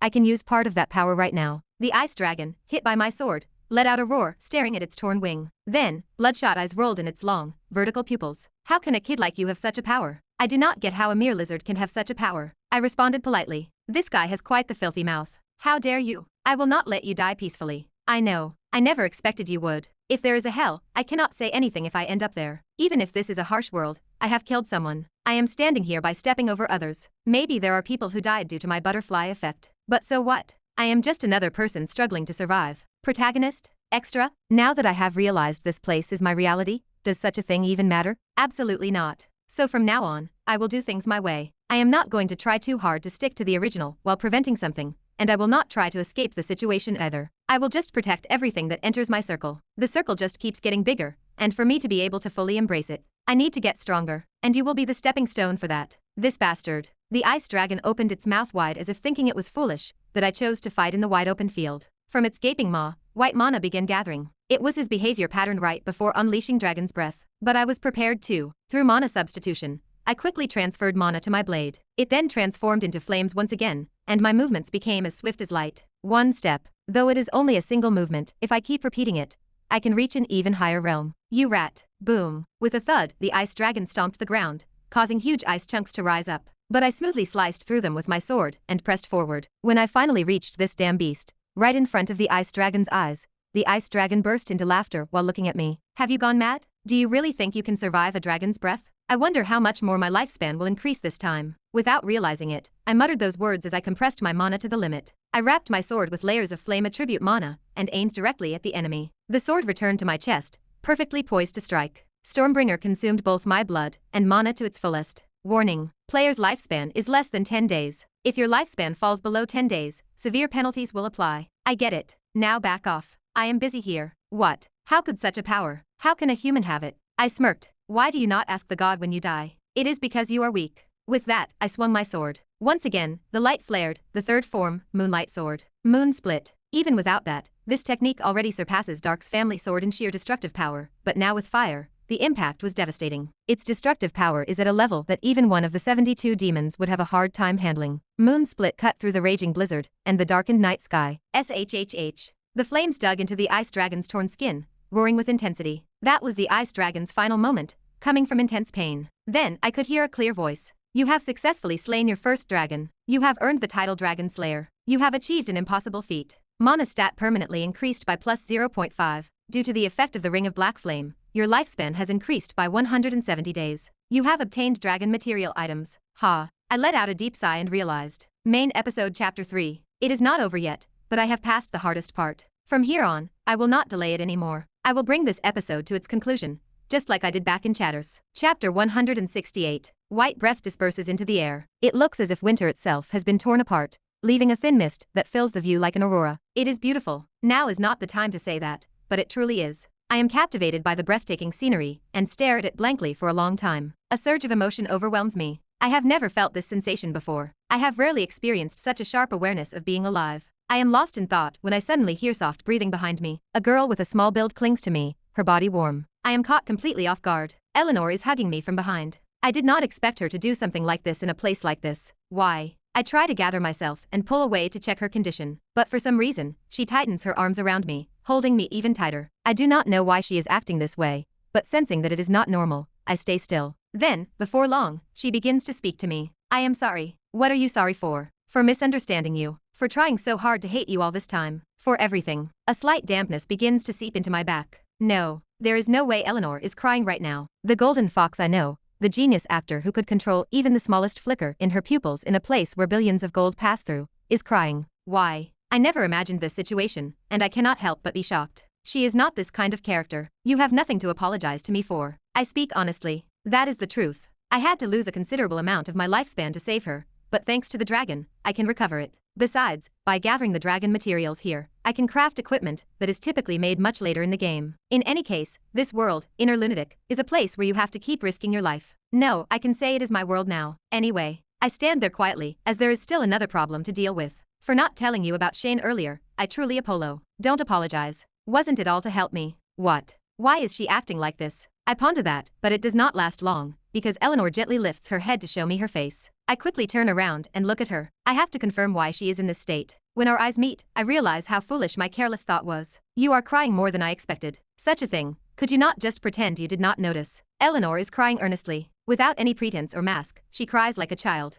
I thought her eyes were just a little wet. It seems it was not due to her being too shocked. It was my own mistaken assumption. I did not expect her to be so shaken. I was too careless. Because Eleanor always appeared so strong on the outside, I misunderstood. I thought she would not care much about me and only saw me as a business partner. I never expected her to be this shaken by the danger I faced. But when I hear her trembling voice, I realize how wrong I was. Are you okay? You looked like you were in so much pain. How did you wake up? Was it not dangerous? Not really. Liar. She cuts me off. I have told you before. When you lie, your pupils spin. You are as sharp as ever. Was it because of me? Are you really okay now? The usual Eleanor would not have asked something like this. She prefers to keep her distance from others. I had also kept my distance from her. No matter how much I liked Eleanor inwardly, or how much affection I had for her, it was all just within the game. So I did not think much of it. Even if I were on the verge of death, I believed she would handle it on her own. But now, are there lies in those clear, sincere eyes that are gazing at me? No. Eleanor is genuinely crying out of concern for me. She is worried I might die. Just like Talia, Zitri, and Rona, she is just like the others. When I really think about it, she is only 15 years old. No matter how skilled a merchant or how excellent her abilities were, she is still young. By my standards, even more so. I realize I need to approach her a bit more carefully, so I answer. I am fine. Now, it seems you are not lying. Come on, believe me a little. Why does she not trust people? It would be nice if she learned how to trust people a bit more. I am not lying. Why did you save me? What?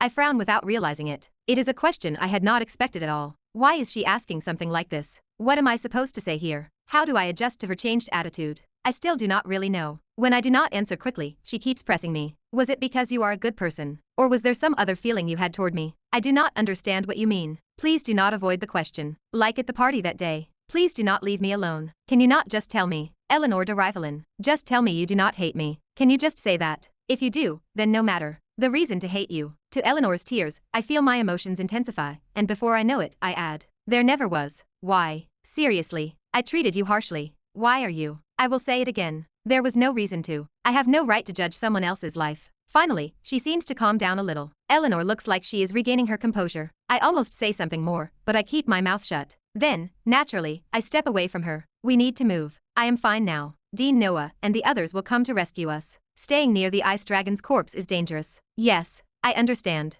Before we move, I gather the materials I got from the ice dragon's body and put them in my inventory. Just because you cannot retrieve items from your inventory outside does not mean you cannot put them inside. While I am busy looting the corpse, for some reason, Eleanor, who has been watching from behind, giggles. What? I cannot help but say what I am thinking. She laughs innocently and speaks. It is just, even in a situation like this, it is just like you. Noisy. At least she seems to be feeling better, which eases my worries a bit. As I take a moment to breathe, I start thinking about the rewards and how I will crush that damn Professor Olifa's face. In addition, I also need to quickly set up a plan to deal with Rick, who is at the center of all this. Let's move. After collecting everything I can from the corpse, I start walking through the snow-covered path. Of course, I am not just walking aimlessly. I sense two powerful mana presences flying toward us. We will probably meet them halfway. Besides, it is surprising that those two lazy people are coming to rescue me. I feel a sense of pride again as I watch Eleanor matching my steps, following right behind me. Meanwhile, at that moment, Noah von Trinity and Astrid von Kaliad are caught in confusion. So, Nox's heart started beating again, and instead, the ice dragon is dead. Is that what you are saying? That is right.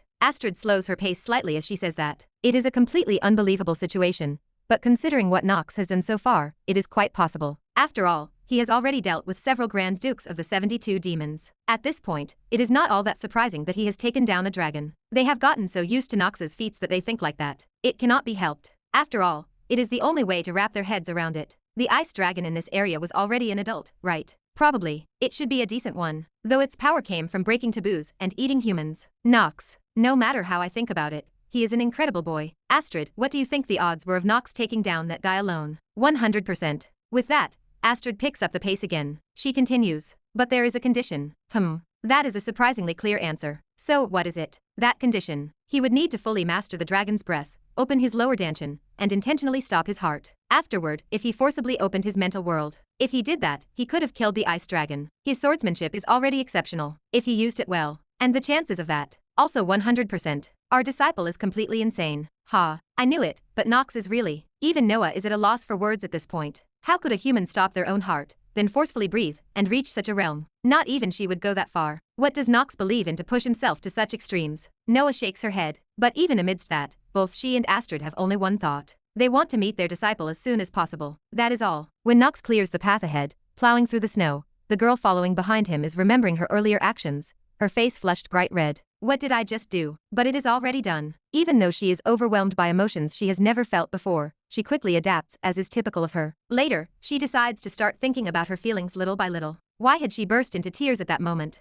Why did just being behind him make her feel so warm? Everything. Chapter 169. It had been about half a day since we began walking. I found a small stump. Even though no one should be living here, it had to be a resting spot set up by whoever was in charge. I thought about a character that would appear later in this place. There was no reason to meet her now, but I would cross paths with her in the future. Anyway, as I sat down and dozed off for a moment, I sensed two familiar figures approaching. It was Noah and Astrid. Two of the four sages had arrived. I am saved. I casually greeted them, despite only just feeling relieved. You are here. No matter how troublesome it was, I would not abandon my disciple. Is that so? Of course. Noah, who was always in her child form, was now in her adult form. Eleanor hid behind me for a moment when she saw this, but she soon relaxed when she realized it was Noah. Thank you for coming to save us. If it were not for the dean, I would surely be dead. Really. I am glad. Unlike a certain other student, you are humble. Eleanor was back to her usual composed self. I felt a sense of relief. It is not good to suddenly change your personalities. That is never a good sign. Dragon breath. Did you succeed?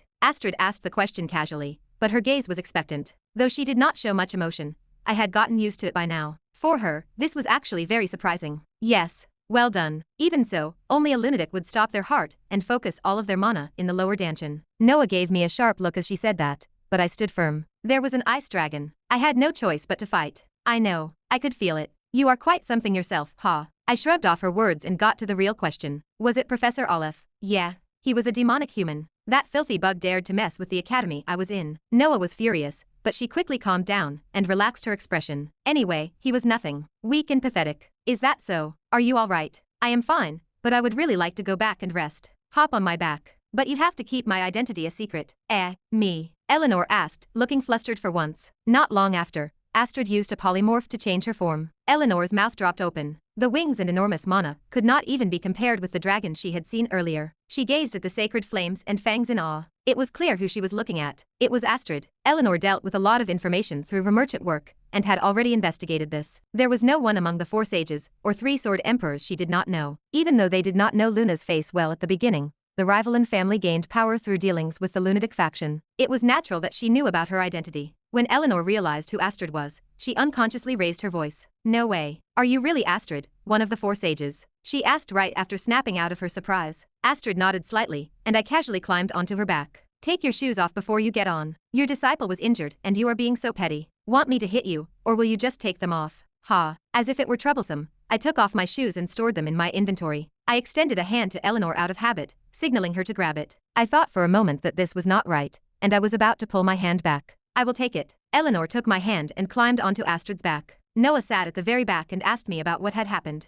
Astrid floated into the air and started flying with absurd speed, as if she had no interest in whatever happened. She completely ignored the laws of physics. As I enjoyed the comfortable dragon ride, we flew back to the academy. When Eleanor and I returned to the academy, we were greeted by a buzz of whispers. The ones directed at Eleanor were especially loud, and the reason was shocking. So, did Eleanor really get ousted from the Rivalan merchant group? Yeah, that is what I heard. Even the nobles turned their backs on her. Well, she did take too much for herself. How did that happen anyway? The imperial family cut off their ties with her. What? I frowned. This was clearly Rick's doing. It must have been a shock for Eleanor, but I knew how this scenario would play out in the end. I also knew that this was the right time. It was the perfect time to set up a plan to pressure Rick and the first prince, Louis von Arkham, and deal with them. Stay calm. As you know, crises can turn into opportunities. Yes, I trust you. What? I was taken aback by Eleanor's words for a moment, but I quickly regained my composure. I knew something like this would happen. In fact, when I asked you to protect me, the nobles had already started turning their backs on me. But it is okay now. Really? Eleanor smiled softly. Standing in the courtyard, she crossed her hands lightly behind her back and said to me, if they think I am just going to back down,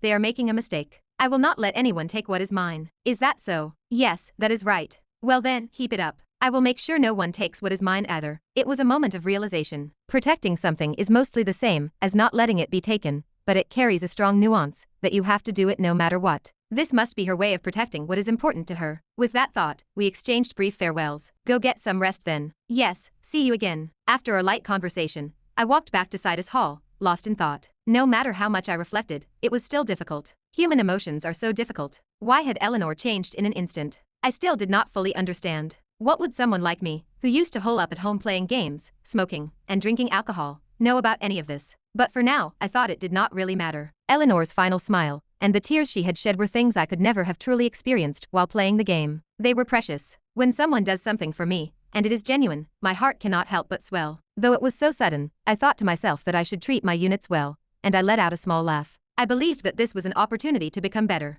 I arrived back at my room in Sidus Hall, the moment my resolve started to crumble. So, young Master Nox, could I ask what kind of trouble you got into this time? You should ask about my health first, Zitri. Are you healthy? No, I think I have got a bit of a fever. I felt a cold sweat trickling down my back. Was it because I was in the cold place for too long? As I entertained this idle thought, I looked at Zitri for a brief moment, and let out a sigh without realizing it. We had only been away for a day, but it seemed her worries were not ordinary. Please quickly take a bath and rest. Can you wash by yourself? Probably. I managed to answer as I felt all the strength leave my body. I guess I have no choice. I will help you with your upper body. Zitri draped my arm over her neck and helped me take off my outer clothes, hanging them up for laundry. She dragged me to the bathroom with a sigh of resignation. No matter how you put it, this time I thought that the prone to minor illness trait was popping out quite often. This damn trait. I grumbled to myself, barely holding off the sleepiness. After Zitri helped me wash, I tried to review the situation. Then, I checked my status window. I wanted to confirm the title I had just earned. It was one of the rare, legendary traits from the Inner Lunatic play. Dragon Slayer. Basic info. Name. Dragon Slayer. Type. Title. Rank. High. Attribute. Ice stats. None. Equip requirement. Killed a dragon. Special effect. Adds 30% extra damage to ice attribute magic and swordsmanship. There are quite a few types. Though I have not learned any yet due to my cold limbs, if I learn it properly, it should be pretty useful. A 30% damage boost is ridiculously strong. This is especially true considering how hard it is to raise stats or damage in Inner Lunatic. Well, maybe later I should learn the Frost Sword from Christopher. Though it is not perfect yet, since he wields a sword infused with frost, I thought it would not be bad to learn from him. Anyway, even the extra 0.5 mana stat I gained is already a nice bonus. I can think about it more when I actually need it. For now, I have to sleep. Fatigue is one of the roots of all evil, after all. Eleanor de Rivalin had not sought out any new attendant. She first returned to her merchant group, and provided proper support to the forces that still followed and supported her. Even if the imperial family tried to push her out, would it really be that easy? Naturally, a merchant group dealing with massive amounts of money cannot be easily sanctioned by the state. It is extremely normal. If she decided to take her vast capital and seek refuge in another country, the wealthy could stop gathering in the Arcane Empire. Various sectors, such as agriculture, the fishing industry, and master craftsmen handling precious metals, would start to leave. The nation's influence would naturally weaken, and the taxes it could collect would decrease. It probably was not Princess Penelope's doing. If Penelope had decided, she would have taken Eleanor down more cautiously. Eleanor did not think Penelope harbored such deep malice, but regardless, the conclusion was just one. It must have been Louis von Arcane, the first prince. Eleanor had no intention of backing down. Was it just to protect the merchant group she had built? No, it was not that sentiment. It was just, stay calm. As you know, crises can turn into opportunities. Nox's final words kept echoing in her ears, making it impossible for her to simply accept the situation. She did not understand why, but she really did not understand. Eleanor fanned herself as she remembered Nox coming to her rescue. Covered in blood and sword in hand, he had slowly cut a path forward, eventually even taking down a dragon. Thinking back on it, she could not help but mumble to herself, beautiful. The moment she realized it, Eleanor's heart started racing wildly, as if it would go crazy. Chapter 170. The swamp was rugged and reeked of decay. Two figures trudged through the rain in a remote village, their forms obscured by heavy ponchos. Beneath the flickering green light, their dark raincoats stood out against the gloom as water cascaded off them. One figure was exceptionally tall, while the other was smaller, as if he had not yet reached his full height. They were Rick and the demon Amdisias. One was a demonic human, and the other was a recently revived member of the 72 demons. Amdisias glanced around and spoke. The human world is just as it was before, still crowded with vulgar desires. Not much has changed. Regardless of age, it has always been like that, has it not? It is extremely amusing how they are swayed by their desires, though I am sure you understand that better than anyone, Amdisias. Since Rick had revived him, Amdisias had been busy securing his forces. High-ranking demons from the 72, such as Paimon and Jagan, had recently been killed in a series of incidents. At the center of those incidents was Nox von Reinhafer, the youngest son of the Sword Emperor Theo von Reinhafer. No matter how they looked at it, the situation was unsettling. Nox, despite his poor reputation, had recently taken the top spot at the Eldain Academy. Was it a coincidence? Amdusias did not think so. Whatever his reasons, Nox was growing stronger and expanding his influence to exterminate demons. Could they just sit idly by and watch? Amdusias was different from other arrogant, foolish demons.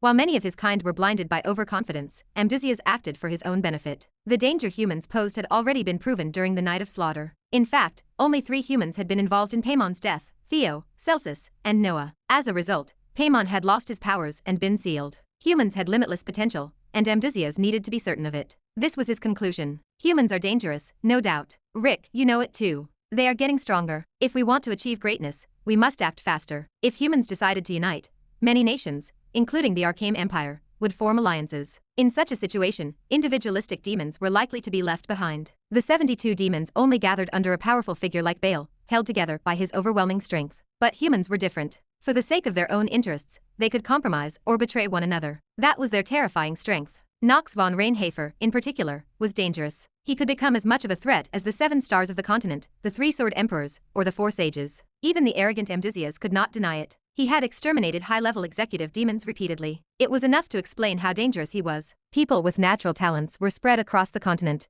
but when someone with such talent moved with conviction and did not flinch in the face of a demon far stronger than themselves, it was a problem. Furthermore, he was a human with inherent limitations, yet he could not be taken lightly. It is possible that from the beginning, Nox von Reinhafer, no, the entire Reinhafer family, has been building its strength to exterminate us. The possibility is high, but the fact that the eldest, Garin, sided with us is puzzling. And Theo's wife, Priscilla von Orel, also expressed support for our side. In my humble opinion, we cannot exclude the possibility that Nox is acting independently. If so, it is even more puzzling. Why is he targeting us? Amdusias frowned, as if unable to understand. Mud splashed with every step, emphasizing his massive frame. Why is he involving himself in a fight he cannot win? Even with many allies, it would not be strange for him to be quietly assassinated. I have not fully figured it out either, and I apologize. But I am guessing it is connected to his past. His past? Yes. He apparently lost his mother to demons in the night of slaughter. Amdusias grinned with a twisted smile. Human emotions were a subject of study for demons. Why were weak humans able to grow so strong, yet also weaken at critical moments? All the answers lay in emotions. The feeling of love, the feeling of hate, the desire to protect. Paradoxically, these made humans stronger, while simultaneously making them weak. To Amdusias, this was an unknown realm. That was why he found humans fascinating. Anyway, it seems Amdusias and I are in agreement that Nox von Reinhafer is a potential threat. The others did not think that way, which is why they are dead. Pathetic fools. If Nox heard this conversation, he would be horrified. For someone in his position, who needed to hunt down all 72 demons, this was unsettling news. Especially since Amdusias, known for his arrogance, was not underestimating him. Given the wisdom you possess, Amdusias, it is only natural you would see things this way. I do not mean to disparage the other Grand Dukes, but they tended to underestimate human potential. Our goal, above all, is the revival of him. Even among Grand Dukes, Baal is the only one who can lead us. Until that time comes, we must move cautiously. Remember, we must not draw their attention. Amdusias continued in a lower voice. Nox von Reinhafer and someone who could become a burden to us, Eleanor de Rivalin. Hurry and eliminate them. Money, after all, is a variable even demons struggle to control in war. Yes, do not worry, Grand Duke. Rick bowed his head, agreeing with Amdusias. They arrived in the middle of a forest, a place that would serve as their base to strengthen their forces and prepare for a long war. For them, it was a conquest. For humans, it was a battle of conquering the devil. It would begin from this place. Only Nox was aware of this fact at the time. However, even Nox did not know their exact location. The demon's base in Sanctuary, or Pandemonium, was randomly located, just as it was in the game. With no way to confirm how much it connected to reality, Nox did not have many choices. He had to dig out where they were. While they were moving secretly at the moment, Nox was also preparing for his own battle. He hoped that it would be enough to completely sever the demon's line. I seemed to be going to be busy for a while. Even though I had survived and gained quite a bit of lifespan, I could not let my guard down. I needed to be cautious about the fact that the 3rd episode was not over yet. While the major battle had ended, there was still a long way to go to reverse the situation. Eleanor's Rivalin merchant group was already half in Rick's hands. Even though Eleanor had returned alive, the situation remained dire. The biggest issue was the involvement of the imperial family, specifically the first prince, Louis von Arcame. It was stifling that the first prince was acting as a dangerous factor. Even if the Rivalin family had power, they were not traditional nobility. If the legitimate imperial family started suppressing them, it would only lead to a full-blown conflict where one side would face ruin unless the other backed down. This was probably what Rick was aiming for. Besides, considering the current situation, it would not be surprising if another of the 72 demons had been revived. Honestly, I would not be shocked if 2 or 3 more popped up at this point. The 72 demons would continue to revive, and that was something I could not stop. It was part of the predetermined scenario. No matter that this world had become my reality, and I was now Nox von Reinhafer, it did not change that fact. To keep them in check, I needed power. Not my own power, but something bigger. I needed a strong enough backing to restrain even Louis, the first prince. I was currently meeting with a girl in noble attire on the top floor of Sidus Hall. She was Penelope von Arkham, one of the direct descendants of the imperial family, and my potential bride, though it was more or less a forced arrangement. The princess was one of the legitimate successors to the throne. I nodded slightly and smiled at her. That is right. Please lend me your strength. I made a bold move, speaking firmly. If Penelope was working hard to protect her influence, she might not be able to refuse my proposal. Even if Eleanor had lost some influence, that was only temporary. If we joined forces with the great merchant known as the Golden Fox, we could ultimately bring down the first prince. This would also help to rebalance the power dynamics between factions, while restoring Eleanor's merchant group. Sorry, but I do not like it. What? I was stunned and asked back. Why would she reject this offer now? Did Penelope have another source of funding, or had she already allied herself with Louis? Worst-case scenarios began to flash through my mind. If things continued like this, it would be dangerous. My life was at stake. I barely managed to stop myself from breaking out in a cold sweat as I looked at her. Her golden eyes gazed at me calmly. I asked as calmly as I could. May I ask the reasons you are rejecting my proposal? Well, Princess Penelope flashed a mischievous smile, more so than usual. It is not polite to ask your bride candidate to help out another woman, is it? Chapter 171. It is not polite to ask your bride candidate to help another woman, is it? Penelope von Arkham said with a mischievous smile. The princess fixed her beautiful golden eyes on me. Her hair glistened in the light, and although she was still young, sharp thorns hid beneath her future beauty. I involuntarily held my breath and met her gaze for a brief moment. I prayed she was joking, but the sentiment remained terrifying. It was a joke from the imperial princess herself, after all. To me, it felt threatening, so I had to be extra careful. Penelope really should give up her title as the compassionate princess. I wondered how someone could be called compassionate while being so skilled at tormenting people, but I kept my mouth shut. Even someone as clueless as me knows when to stay silent. Penelope closed her eyes for a moment before opening them to give me a mysterious smile. She spoke calmly. Anyway, I understand your proposal and the reasoning behind it. You want to keep the first prince, Louis, in check and control the Goth merchant group that aligns with him, so you think we should ally with the rivalan merchant group. That is correct. But before I accept your proposal, we have a few internal issues to resolve, do we not? Here it comes. I calmly took a sip of the tea in front of me. After placing the cup down, I answered. I am well aware that the head of the rivalan merchant group, Eleanor de Rivalan, is not on good terms with the Empire. Exactly. Eleanor does not support the imperial family. She does not support the first prince, Louis, and she does not support me either. So why would I ally with her? In other words, what is the benefit for her? Besides, I had heard recently that Eleanor openly declared at a major merchant meeting that there was no hope for the imperial family, effectively revolting against them. I could understand why. Eleanor despised war. As a merchant, war offered the greatest opportunity to make money, but she held deep doubts about the Empire's militaristic policies. She also judged that Princess Penelope lacked the capability to prevent it. That was why she spoke somewhat hastily, which was uncharacteristic of her. She predicted that if the Arkham Empire continued on its current path, war would inevitably follow. When that dark time arrived and blood flowed, she suggested abandoning this country to find a new path with the people. Perhaps it was the wisest decision. If we look back at the original storyline of Inner Lunatic, when Penelope, first Prince Louis, and Eleanor engaged in a fierce power struggle, one of the 72 demons, Amdusias, began to establish his influence. He is an impossible demon to defeat at this point. In order to revive Bale, he will awaken many more demons along the way, causing the situation to escalate. In the process, one of the three, whether it be Penelope, Prince Louis, or Eleanor,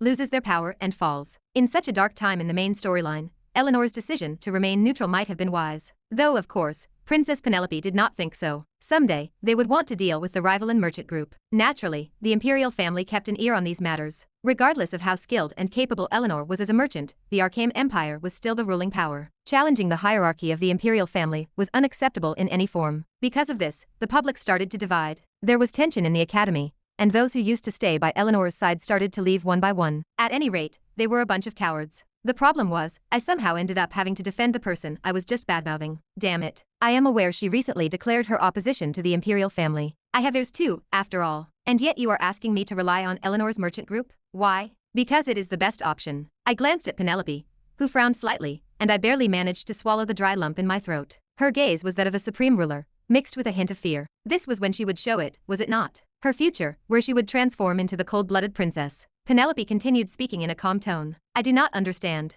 Why would a smart fox like Eleanor do something as foolish as turning against the imperial family? Of course, to reassure the first prince. What? Her insults towards the imperial family and her statements are definitely problematic, but they are also true. My master of acting skill activated strongly. Eleanor de Rivalen may seem like she is only acting in her self-interest, but she is concerned about the safety of the people. That is sophistry. No. If she were really just acting for her own benefit, she would have allied with another nation to keep the Arcane Empire in check. She did not do that because of her attachment to the city where she and the people grew up, not the nation itself. That was the truth. Why did Eleanor go out of her way to speak about her distrust in the current Arcane Empire to the nobles? In the end, there was just one reason. The Arcane Empire, which claimed to implement policies for the people, was not actually doing so. The disaster caused by Esteban the Fool only deepened the divide between the nobles and the commoners. In the original story, Eleanor was forced to choose between the two at the very last moment, but she had not taken a stance yet. The meaning was clear. She still had not given up on this empire. She did not want to witness the countless tragedies a new war would bring. In fact, to prevent the downfall of the Arcane Empire, she acted as a buffer between the nobles and the commoners while managing her merchant group. The Goth merchant group and Rick, along with the first prince, took advantage of this situation. Rick probably played a primary role. In the original story, he never caused this much trouble by getting involved directly. He always moved in the shadows. But now, I had come to a clear realization. If I do not stop him now, something much bigger will happen. I have to prevent this. To do that, the two of them need to join forces. Your Highness, please go on. In fact, you already know, do you not? You have no other options now. Penelope von Arcane, the Empire's first princess, was currently backed into a corner. There was no one on the continent who did not know that. It was only natural. Louis, the first prince, and the Goth Merchant Guild had joined forces. The foolish emperor had placed the regency in the hands of Louis. Meanwhile, Penelope was stuck in a situation where she had nothing, and all she could do was keep pondering. At this rate, the one who would inevitably fall would be Penelope von Arcane. And if that happened, it would be the bad ending. The moment Louis von Arcane became emperor, tyranny would begin, and demons across the continent would awaken. That was why I came here with an offer that could not be refused.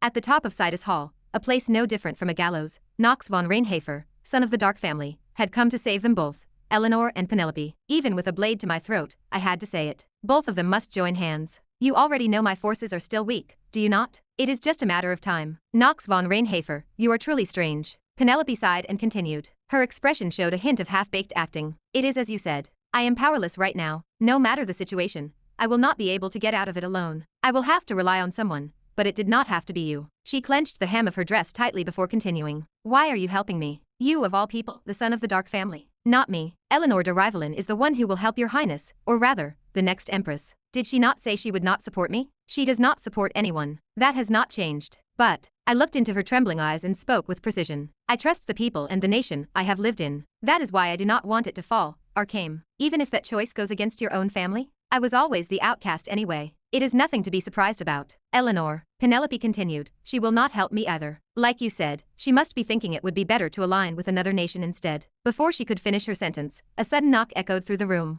The timing was perfect. A quiet but steady knock echoed. Penelope asked with a trembling voice, "What is it?" "I am sorry, your highness, but Eleanor de Rivalen is here asking to meet you." It was Echidna speaking from behind the door. Penelope forced herself to nod. "Please let her in." The door creaked open, and there stood Eleanor, looking like her usual self. She was glamorous yet graceful, elegant but never over the top. With that perfect balance and her pretty cherry red lips, she greeted us and took a seat nearby. Suddenly, Eleanor spoke up. "I have come because there is something I would like to say to Princess Penelope." "A proposal, right?" Penelope responded coldly. She already knew that Eleanor was the only person who could help her. That was why she was speaking this way now. Eleanor had shown up unannounced, likely because she believed she held the upper hand. Eleanor shrugged slightly and replied, "That is correct. It could be a proposal after all." I thought so, but what she said next was surprising. No, what followed was even more so. "But it is not a bad proposal. You are already aware that the Rivalen merchant group has split, right, Princess Penelope?" Rick, the accountant, caused quite a mess, did he not? "That is right. But unlike what he expected,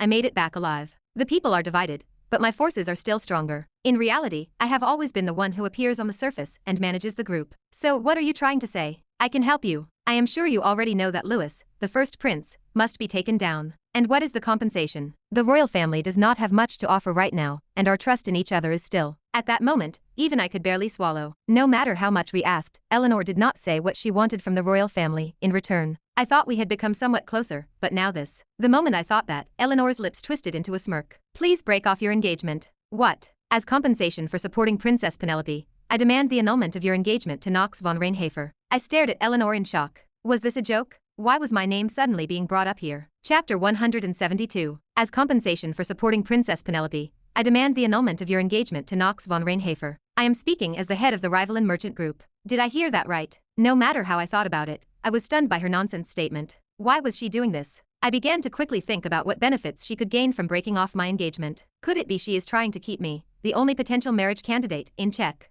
Didn't we just save each other's lives not long ago? And yet, has she really gone and decided to keep the Dark family in check and fully support the princess? This cannot be real. I screamed inside, but sadly, no answer came back. I kept thinking, maybe she wants to dismantle the Dark family from inside and grow her merchant group by taking advantage of Arkhaim's prosperity. No matter how many times I go over it, I just cannot think of a good reason. Why is she like this? It does not suit her at all. Nox von Reinhafer is not an object, Princess Penelope said, her face stiff. I was shocked yet again. Sure, she might not like Eleanor, but the situation is so urgent. If it were me, I would have sold myself out already and gotten Eleanor's help. Why are these two people acting like that? Even I, the one who is supposedly being sold, am getting dizzy from this nonsense discussion. I also want to know the reason. So, are you judging that the Reinhafer family is worth that much? Penelope asked calmly. Eleanor shook her head as if she were not a fool. Of course not. If I wanted the Reinhafer family, I would approach Garen or the second son, Grain, and give them an offer. Eleanor made it clear what she wanted as compensation. Her demand was me. An odd smile played on her face. Penelope's expression grew stiffer. So what you are saying, Eleanor,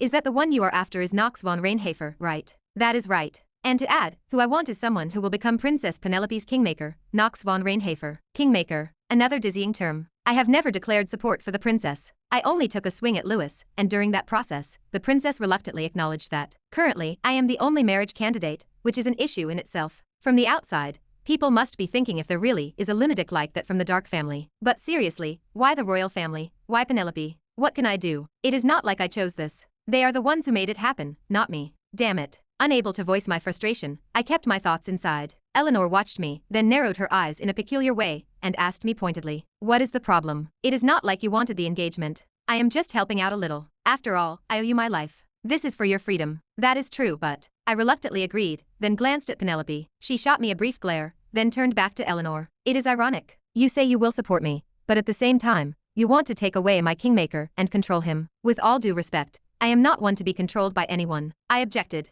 The princess ignored me and continued. Tell me, Eleanor, what is in this deal for you? Please explain that, and maybe I will consider it. Consider, ha. I need Nox von Reinhafer too. Isn't this enough? It is a rule of the imperial family not to make contracts with those we cannot trust. So tell me, what is the reason? Why is the Rivalin family interested in Nox von Reinhafer?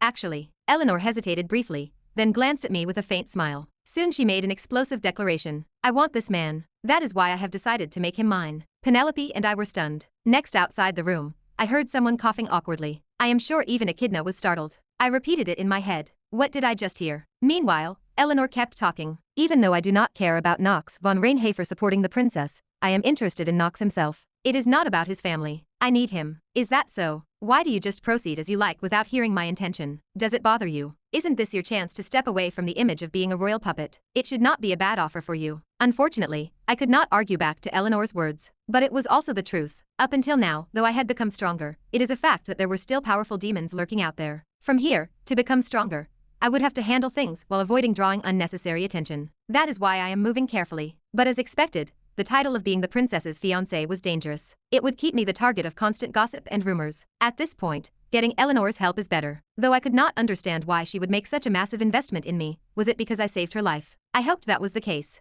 If not, who knew what else she might want from me? After I finish this episode, there are just 2 episodes left in the first part. I would soon be entering completely unknown territory. If there is a fortunate thing, it is that I am not alone. As Nox von Reinhafer, I could finally start building my own life and story. That alone would be a significant help. At least that is what I think. I will accept the terms, but only if you promise at the end of it all, Nox von Reinhafer himself has the final say on everything. The princess ultimately accepted the proposal. Her words were loaded with meaning. Most likely, she meant that I would decide what faction to join and whom to support. I probably do not have to worry too much. For now, my main priority was completing the main events and dealing with the villains of the 3rd chapter. Eleanor offered Penelope a formal bow with a calm smile. Then, I take it we have a deal, Princess Penelope. Heading to the underground prison where Professor Aleph, just awakened from the ice spell, is confined. It really made me realize again that this place is definitely medieval. The academy had countless prisons at the underground layer, but what struck me most was the iron bars, designed to completely suppress any magic. The proof is the bloodstains on those iron bars. It was dangerous. As I thought that,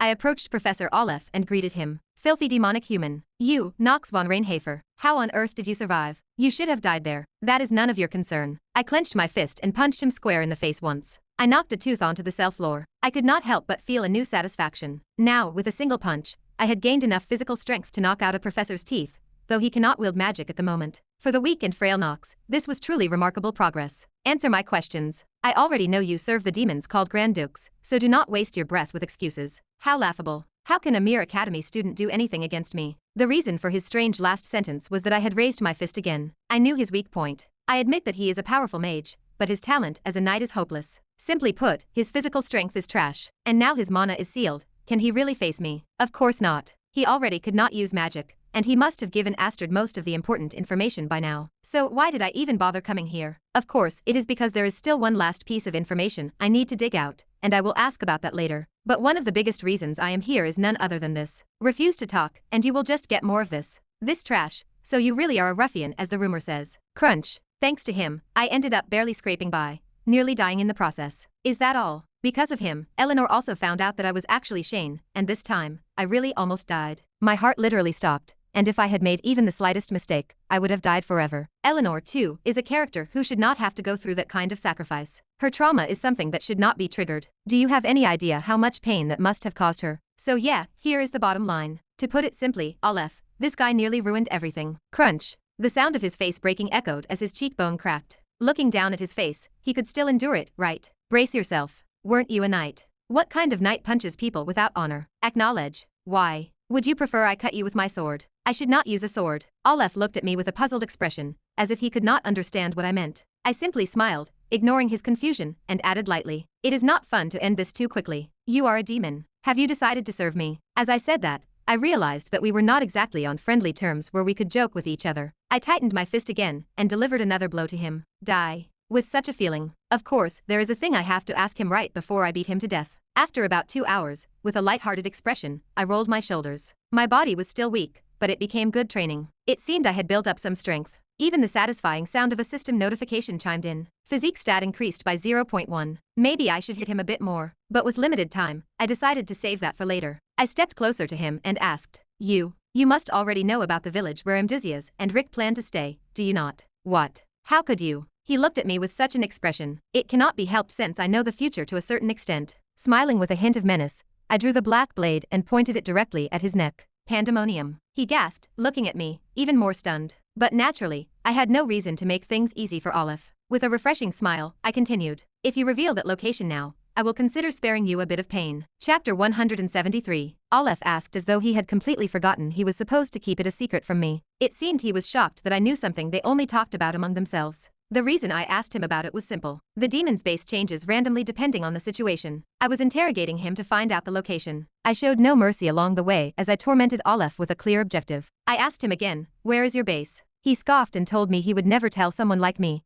asking if I thought he would disclose where the Grand Duke's stay to a mere human. I said nothing and gave him another smack across the face. After that, I went to find Astrid, who was resting, and told her they had a hideout. Though she and Noah both looked annoyed, they eventually came down to interrogate him. When it comes to torture, Noah and Astrid are the ultimate combination. The middle of the barren western lands, it is going to be a pain. Astrid said this once she finished her interrogation, ignoring Aleph who had completely zoned out. If it is in the west, that is a much trickier place than I had first imagined. The demon's base was designed to appear in one of 3 regions. The first is the east, where the war already occurred, so it was a good place for them to loaf around. Manipulating weak human minds is child's play for a demon. The second is the central region, which is difficult to suppress. It is densely populated, making it extremely hard to catch each demon or demonic human. The third is precisely the west. This place is the most dangerous. The biggest issue is that we currently cannot reach it. The west operates under a republic system, where different families constantly fight to appoint their candidate as the next representative and ruler. This place is the perfect feeding ground for demons. The terrifying part is that to get there, we have to cross an enormous, towering wall that not even magic can penetrate. This wall divides the west from the other regions, and their unique system of accepting numerous ethnic groups allowed them to build a strong military force. There even exists the only demon-worshipping church on the continent, which blasphemes the creator god, Arden. Because of this, it is difficult to demand the extermination of demons through diplomacy. It has always been like this, but this time it is even worse. I have never once managed to clear the inner lunatic level, when the demons have taken up residence in the west. Even with powerful equipment and legendary arms, The demons there had already become incredibly strong. It is going to be dangerous. As I thought to myself, Astrid looked at me and suddenly placed a hand on my head. I asked her what she was doing. She told me I did well this time, calling it a compliment. I told her I did not feel good at all and asked if that was really a compliment. Astrid seemed to think patting my head was her way of giving praise, but it was just exasperating to me. She stood on her tiptoes to reach me, and left her hand there, making me feel like some kind of pet. Astrid remained unfazed. She told me to stay still, calling it a master's order. I had no choice but to keep my head still while Noah refroze Olaf with an ice spell. Unable to hold back my curiosity, I asked if he would die if she used the freezing spell that often. She said it was fine, because she used absolute zero for just a moment. She added that while he is frozen, he does not age, and he might even secretly like it. I wanted to tell her to refrain from saying things like that with such an innocent expression. The words would not come out, so I just nodded and said, "Is that so?" Thank goodness Professor Lars was not here, as he would have been horrified and foaming at the mouth. The enemy of my enemy. Such a relationship sometimes carries a certain ambiguity. People usually say that the enemy of my enemy is my friend, but in most cases, it is nothing more than shallow competition. A relationship built on this concept is only effective while both sides are equally balanced. Eventually, one side gains strength and inevitably consumes the other. That is why it is difficult to sleep with the enemy. Penelope had experienced countless assassination attempts, so she knew this better than anyone. She understood the cruelty of enemies and the weight of her own position. Even if sometimes it felt too heavy and burdensome, nothing changed. Enemies do not consider your well-being when they come for you. Therefore, meeting with Eleanor was even more dangerous. She knew it was the best way, but meeting her without a mediator was risky, even for her. Eleanor de Rivalen could develop a larger merchant group by clinging to foreign nations. That is why making a deal with her would not be easy without solid assurances. If she aligned herself with another nation, any meeting between them could be seen as a betrayal to the Arcane Empire. Her move could be exposed by someone. Yesterday, Penelope was still stuck, unable to act decisively. Today, when she had to make a decision, she received a message from Nox saying he had urgent information for Her Highness. Meeting with Nox von Reinhafer became a bridge between Eleanor and her. Eleanor's involvement in the middle of the dialogue, and her request that no one else be informed were likely out of consideration for Penelope's position. There was Nox behind this entire arrangement. It was only he who would intentionally make Eleanor come late, and ask to negotiate. Regardless of Nox's motive, she owed him a big one. She was grateful to him, as that was the best option for extinguishing the current crisis, and keeping the first prince, Louis, in check. However, there was one part that left her uneasy. It was Eleanor's final condition. She demanded the annulment of Penelope's engagement to Nox von Reinhafer as compensation for supporting her, claiming it was for the Rivalen merchant group. What could she possibly mean by that? As the head of a merchant group, what was her reason for giving that offer? Naturally, there was no reason to. During their discussion, it sounded as if Nox had saved her this time. It seemed related to the incident with Professor Olaf, a demonic human, who was detained by Noah. People said they were stepping on a faulty teleportation formula, and went to the north, and the situation became serious. Further details were being investigated. Since they did not even report this to the princess, she did not know much about it, but she was curious. That fierce woman, the Golden Fox, was acting for someone else. Nox did not even fear confronting her, the princess. He had a reason for acting this way. Penelope closed her eyes and recalled the conversation, mainly focusing on Eleanor's words. Eleanor had said that she wanted this man, which was why she decided to make him hers. She added that although she did not care about Nox supporting the princess, she was interested in Nox himself. It was not about his family, she just needed him. To be honest, she could not understand Eleanor's words at all. Nox von Reinhafer's abilities were indeed remarkable, and with him on her side, her merchant group would surely grow larger. It was common for powerful families and trading companies to strengthen their alliances through marriage across the continent. No matter how divided Arkham was between commoners and nobles, money was what truly made a noble. Their fated honor only trampled them deeper into the mud, because it brought them nothing. Therefore, Eleanor's decision made sense. But something felt off about the way she phrased it. Eleanor said she wanted him, which was an unusual expression for her. Eleanor, just like her title the Golden Fox, had always collected anything she wanted. This was without a doubt the truth. But if asked if she ever revealed her desires, the answer was no. There was no reason to show desperation, or lower your position at a negotiation. Eleanor de Rivalen, as the head of a merchant group, certainly knew this very well. And yet, she was not bothered by it. Eleanor expressed her desires transparently, stating that she wanted to possess Nox. Depending on how Penelope interpreted this, she could find out what Eleanor wanted. That would be a valuable card for her to become the Empress. Penelope should have felt satisfied about this fact, but a suffocating feeling weighed on her chest as she thought about it. Why did she feel this way about Nox von Reinhafer? Eleanor said she wanted him, and she demanded the annulment of the engagement. She felt there was something pure in all of these. Perhaps Eleanor genuinely wanted to make Nox hers. Could it be that Golden Fox? Penelope soon dismissed the thought, but it stayed clearly in her heart as if it had been carved there, even if she knew it bore no relevance to her. Princess Penelope, it seems the time has come for us to make a decision, Echidna said. The first prince, Louis, appears to be preparing for civil war. Sooner than expected, right, Echidna? Echidna spoke, bowing her head. Her words meant that her own brother was moving to kill her, mobilizing military forces to gain power. It seems there is no time for distractions. Forgive me for bringing this up during such a troubling time, Echidna said with a sorrowful expression. Penelope had to remain composed, hiding her own emotions while looking at sad people. That was the virtue of an empress, something she needed to embody. We will prepare on our side as well, she said. We will align with Eleanor and prepare for this civil war. Keep in mind that we need to move sooner than anticipated, within the month at the latest. With those words,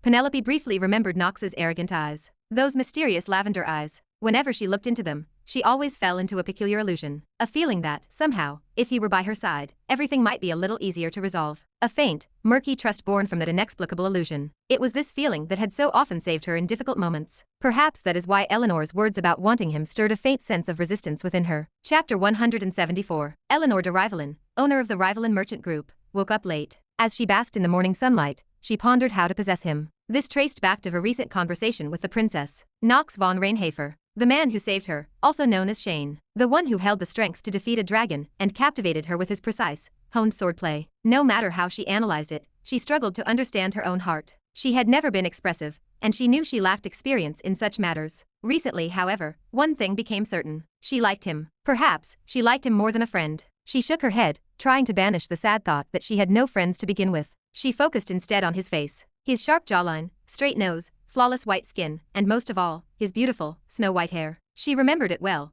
even the way it waved slightly. The memory of that day rushed back. She could not shake the image of Nox coming to her aid. His courage and quick thinking under duress. The elegance of his swordsmanship as he cut down the giants. And his calmness when the final threat approached. Every part of him was captivating. He had even stated that he never truly hated her from the beginning. That admission caused her heart to sway completely. Her gratitude for him grew, and her guilt pressed down like a heavy stone. He saved her even though he believed she hated him. She realized this on her own, as he never would have told her directly. She replayed the thought a dozen times. On the way back, she had clung to his waist while riding Astrid, feeling the blood-soaked wounds she had caused him. The ache in her chest as she realized the truth was unbearable. She finally reached a conclusion. She loved Nox von Reinhafer. She could barely believe the feeling, but she was a woman who prided herself on objectivity. This sensation had driven her growth until now. At 15, she had little experience with romance. She had never built normal relationships. She wondered earnestly how she could approach Nox and make him look at her. She whispered to herself, asking how she could let him know how she felt. After days of restless pondering, she finally decided. The best way was to demonstrate her capabilities as a woman. She had to play to her strengths. The result left Nox exhausted, but it was certainly typical of her. It was a time bordering on war. The Arcane Empire was on the brink of being swallowed whole. I stared at Zitri with a bewildered expression. I asked if all these items were truly from the Rivalin Merchant Group. Zitri nodded, looking surprised. I asked if Eleanor had heard rumors that I was terminally ill. Zitri said she recalled no such thing. We were both flustered. Rona was busy unpacking gifts with a delighted expression, while Prim, my servant, sat on the ground, looking unimpressed. If only Rona would sit still. This was genuinely surprising. They had to be worth at least 7 million gold, perhaps more. And this was only a fraction of the total. Was she really giving me 10 million gold? For someone outside the royal family? Had she lost her mind? I barely suppressed the urge to say it aloud. Why was she acting this way? My shock was evident, and I could even feel the envious gazes of the academy students nearby. What was happening? The biggest shock arrived with Eleanor herself. She entered Sidus Hall with her usual calm demeanor and greeted me. She told me the gifts she prepared had arrived. She noted that only 1/3 were here, and the rest would arrive in a few days. I was so speechless I kept my mouth shut. It was completely absurd. Eleanor continued calmly. She told me to leave the items there and instructed me to handle one specific crate with care, as it was important and fragile. I finally asked her what on earth she was doing. It felt like opening Pandora's box, but I had to ask. With so many gifts, I knew there had to be strings attached. She asked what I meant by that. I asked why she sent them to me, especially in such large quantities. She reminded me that I had saved her life. I agreed, but pointed out that a life cannot simply be bought with money. She responded with a sullen voice, but I knew it was an act. I pressed her for the truth. I asked what she wanted from me. She told me there was a reason, but she did not want to answer that right now. Her casual dismissal only made me more curious. Why was she doing this? Perhaps she still thought it was dangerous. If anyone knew about safety, it was Eleanor. But at this point, there was no way Eleanor would die. The factions were drawn, and a battle was looming where only one side would emerge victorious. She had survived the harsh winter bridge, so her survival was secured. Besides, the mana pact she made with Shane naturally bound me, Nox von Reinhafer, to her. Even without these bribes, I had to protect her. That was our contract. I pressed her again, noting that it was strange for her to be so vague. She cut me off, her tone becoming serious. The playful demeanor faded, and I focused on her words. She reminded me that she had told me in the frozen frostwood forest that I should abandon her if her life were in danger. She reminded me that she had said it would be better for me. I recalled the moment. It had been such an intense situation that I barely remembered what I said. But it seemed I had not abandoned her. She noted that I had saved her even though I supposedly only kept her close to use her. She claimed this was just payback, calling it a gift, or perhaps a bribe. I was stunned. She ignored my follow-up and quickly changed the topic, telling the workers to move the next items. I was exhausted. All of my units were good-natured, but they had a penchant for doing exactly as they pleased. I sighed. It was entertaining to watch them react to the gifts. Erina gasped as she identified high-ranking alchemy tools. May panicked as she tried to stop Erina from touching them, but Erina was already gone. Eleanor smiled slightly. She told them it was fine, because she was giving them as gifts. May eventually gave up and watched from a distance. Erina, who was completely sober, inspected the herbs and tools with a serious expression. Rona was making a scene as she explored the luxurious items. She shouted that there were ancient books and texts from the greatest magicians, along with incredibly expensive paintings. I noted that it made sense, given they came from the rivaling merchant group. Eleanor remained unfazed by my sarcasm. Even the likes of Kushan and Paracelsus were crowding around the items. The atmosphere was lively. I covered my face with my palm. I felt overwhelmed by the bombardment of gifts. I wondered if I was a shut-in who simply did not fit into this kind of atmosphere. I asked Eleanor again if she was really saying there were no conditions attached. She answered with a smile. I sighed and told everyone to go back to the house. Rona continued to marvel at the vases and tools, calling me incredible for receiving such support. I told them all to shut up. Eleanor just chuckled quietly. I had never seen her laugh like this in Inner Lunatic, especially not in front of so many people. It did not seem like a fake smile. I looked at her, tilting my head in confusion. When she met my gaze, she smiled at me again. I wondered if she had drunk too much alcohol. Chapter 175. Dark clouds and heavy rain gather in the sky. Whenever a period of war begins to stir, the rain feels colder than ever. I sit and sip my now cold tea, while looking out the window for quite some time. The steady raindrops hit the ground, creating small puddles that gradually grow larger and overtake others. It reminds me of the factions within Inner Lunatic, and I cannot help but chuckle, as I am once again struck by the frightening nature of human greed. Thoughts of the approaching conclusion of the third chapter, and the storyline ahead flood my mind. The soldiers on the prince side are not that strong. Even though the Goth Merchant Guild has plenty of money, they do not have even a fifth of Eleanor capital. The first prince is not exactly overflowing with wealth either. The problem lies elsewhere. This is all caused by Rick, a demonic human who serves the demons. The demon troops he commands are dangerous. Even if they are only low or mid-level demons, they are far too strong for regular soldiers to handle. They are dangerous. To fight demons, one must harness elemental strength. The majority of soldiers capable of this are graduates of prestigious continental academies. They do not move easily, no matter how much money is offered. Their convictions are strong, making them hard to persuade. That is why large-scale wars in Inner Lunatic are dangerous. Any situation could be flipped just because of a single persuasive word. It is unavoidable. Despite days of worry, the results have come out. Regardless of the situation, many people will die. It could not be stopped. Either way, that is how it is going to be. In medieval wars where victors and losers are clearly defined, it is only natural that countless deaths are lurking. I have never really thought about deaths in such a large-scale war. Is it because I am still young? I am not so sure. People fall to swords and magic, countless others burn and are tortured, and blood splashes to soak the ground. This is war. It is a fight over power and interests between people. Thinking about this, I close my eyes briefly. You know, do you not? You cannot save everyone. It is a phrase I have repeated to myself countless times in this world. If I cannot save everyone, I should at least protect those within my circle. Even if it is hypocritical, it is still the best I can do. That thought is closely linked to the decision I have to make now. While I am lost in thought, a girl quietly approaches, and a familiar scent spreads around me. Zitri gently settles beside me and begins to talk. She asks what is the matter and why I am going to bed this early. I reply that this is typical of a ruffian. Taking naps and letting time slip by lazily is a privilege reserved only for fishermen and ruffians. I offer my seat to Zitri. She tilts her head slightly as she sits beside me and tucks her hair behind her ear before calmly speaking again. It has been raining for quite a while this time. Right, I thought it would stop, but it is still coming down. Young master, you look dispirited. Even your tone is weak. Is it because of that situation? The power struggle between the prince and princess. That is right. There is no need to hide it. As I reply calmly, I cannot completely hide my uneasiness. Perhaps it is because I know the conflict is about to start soon,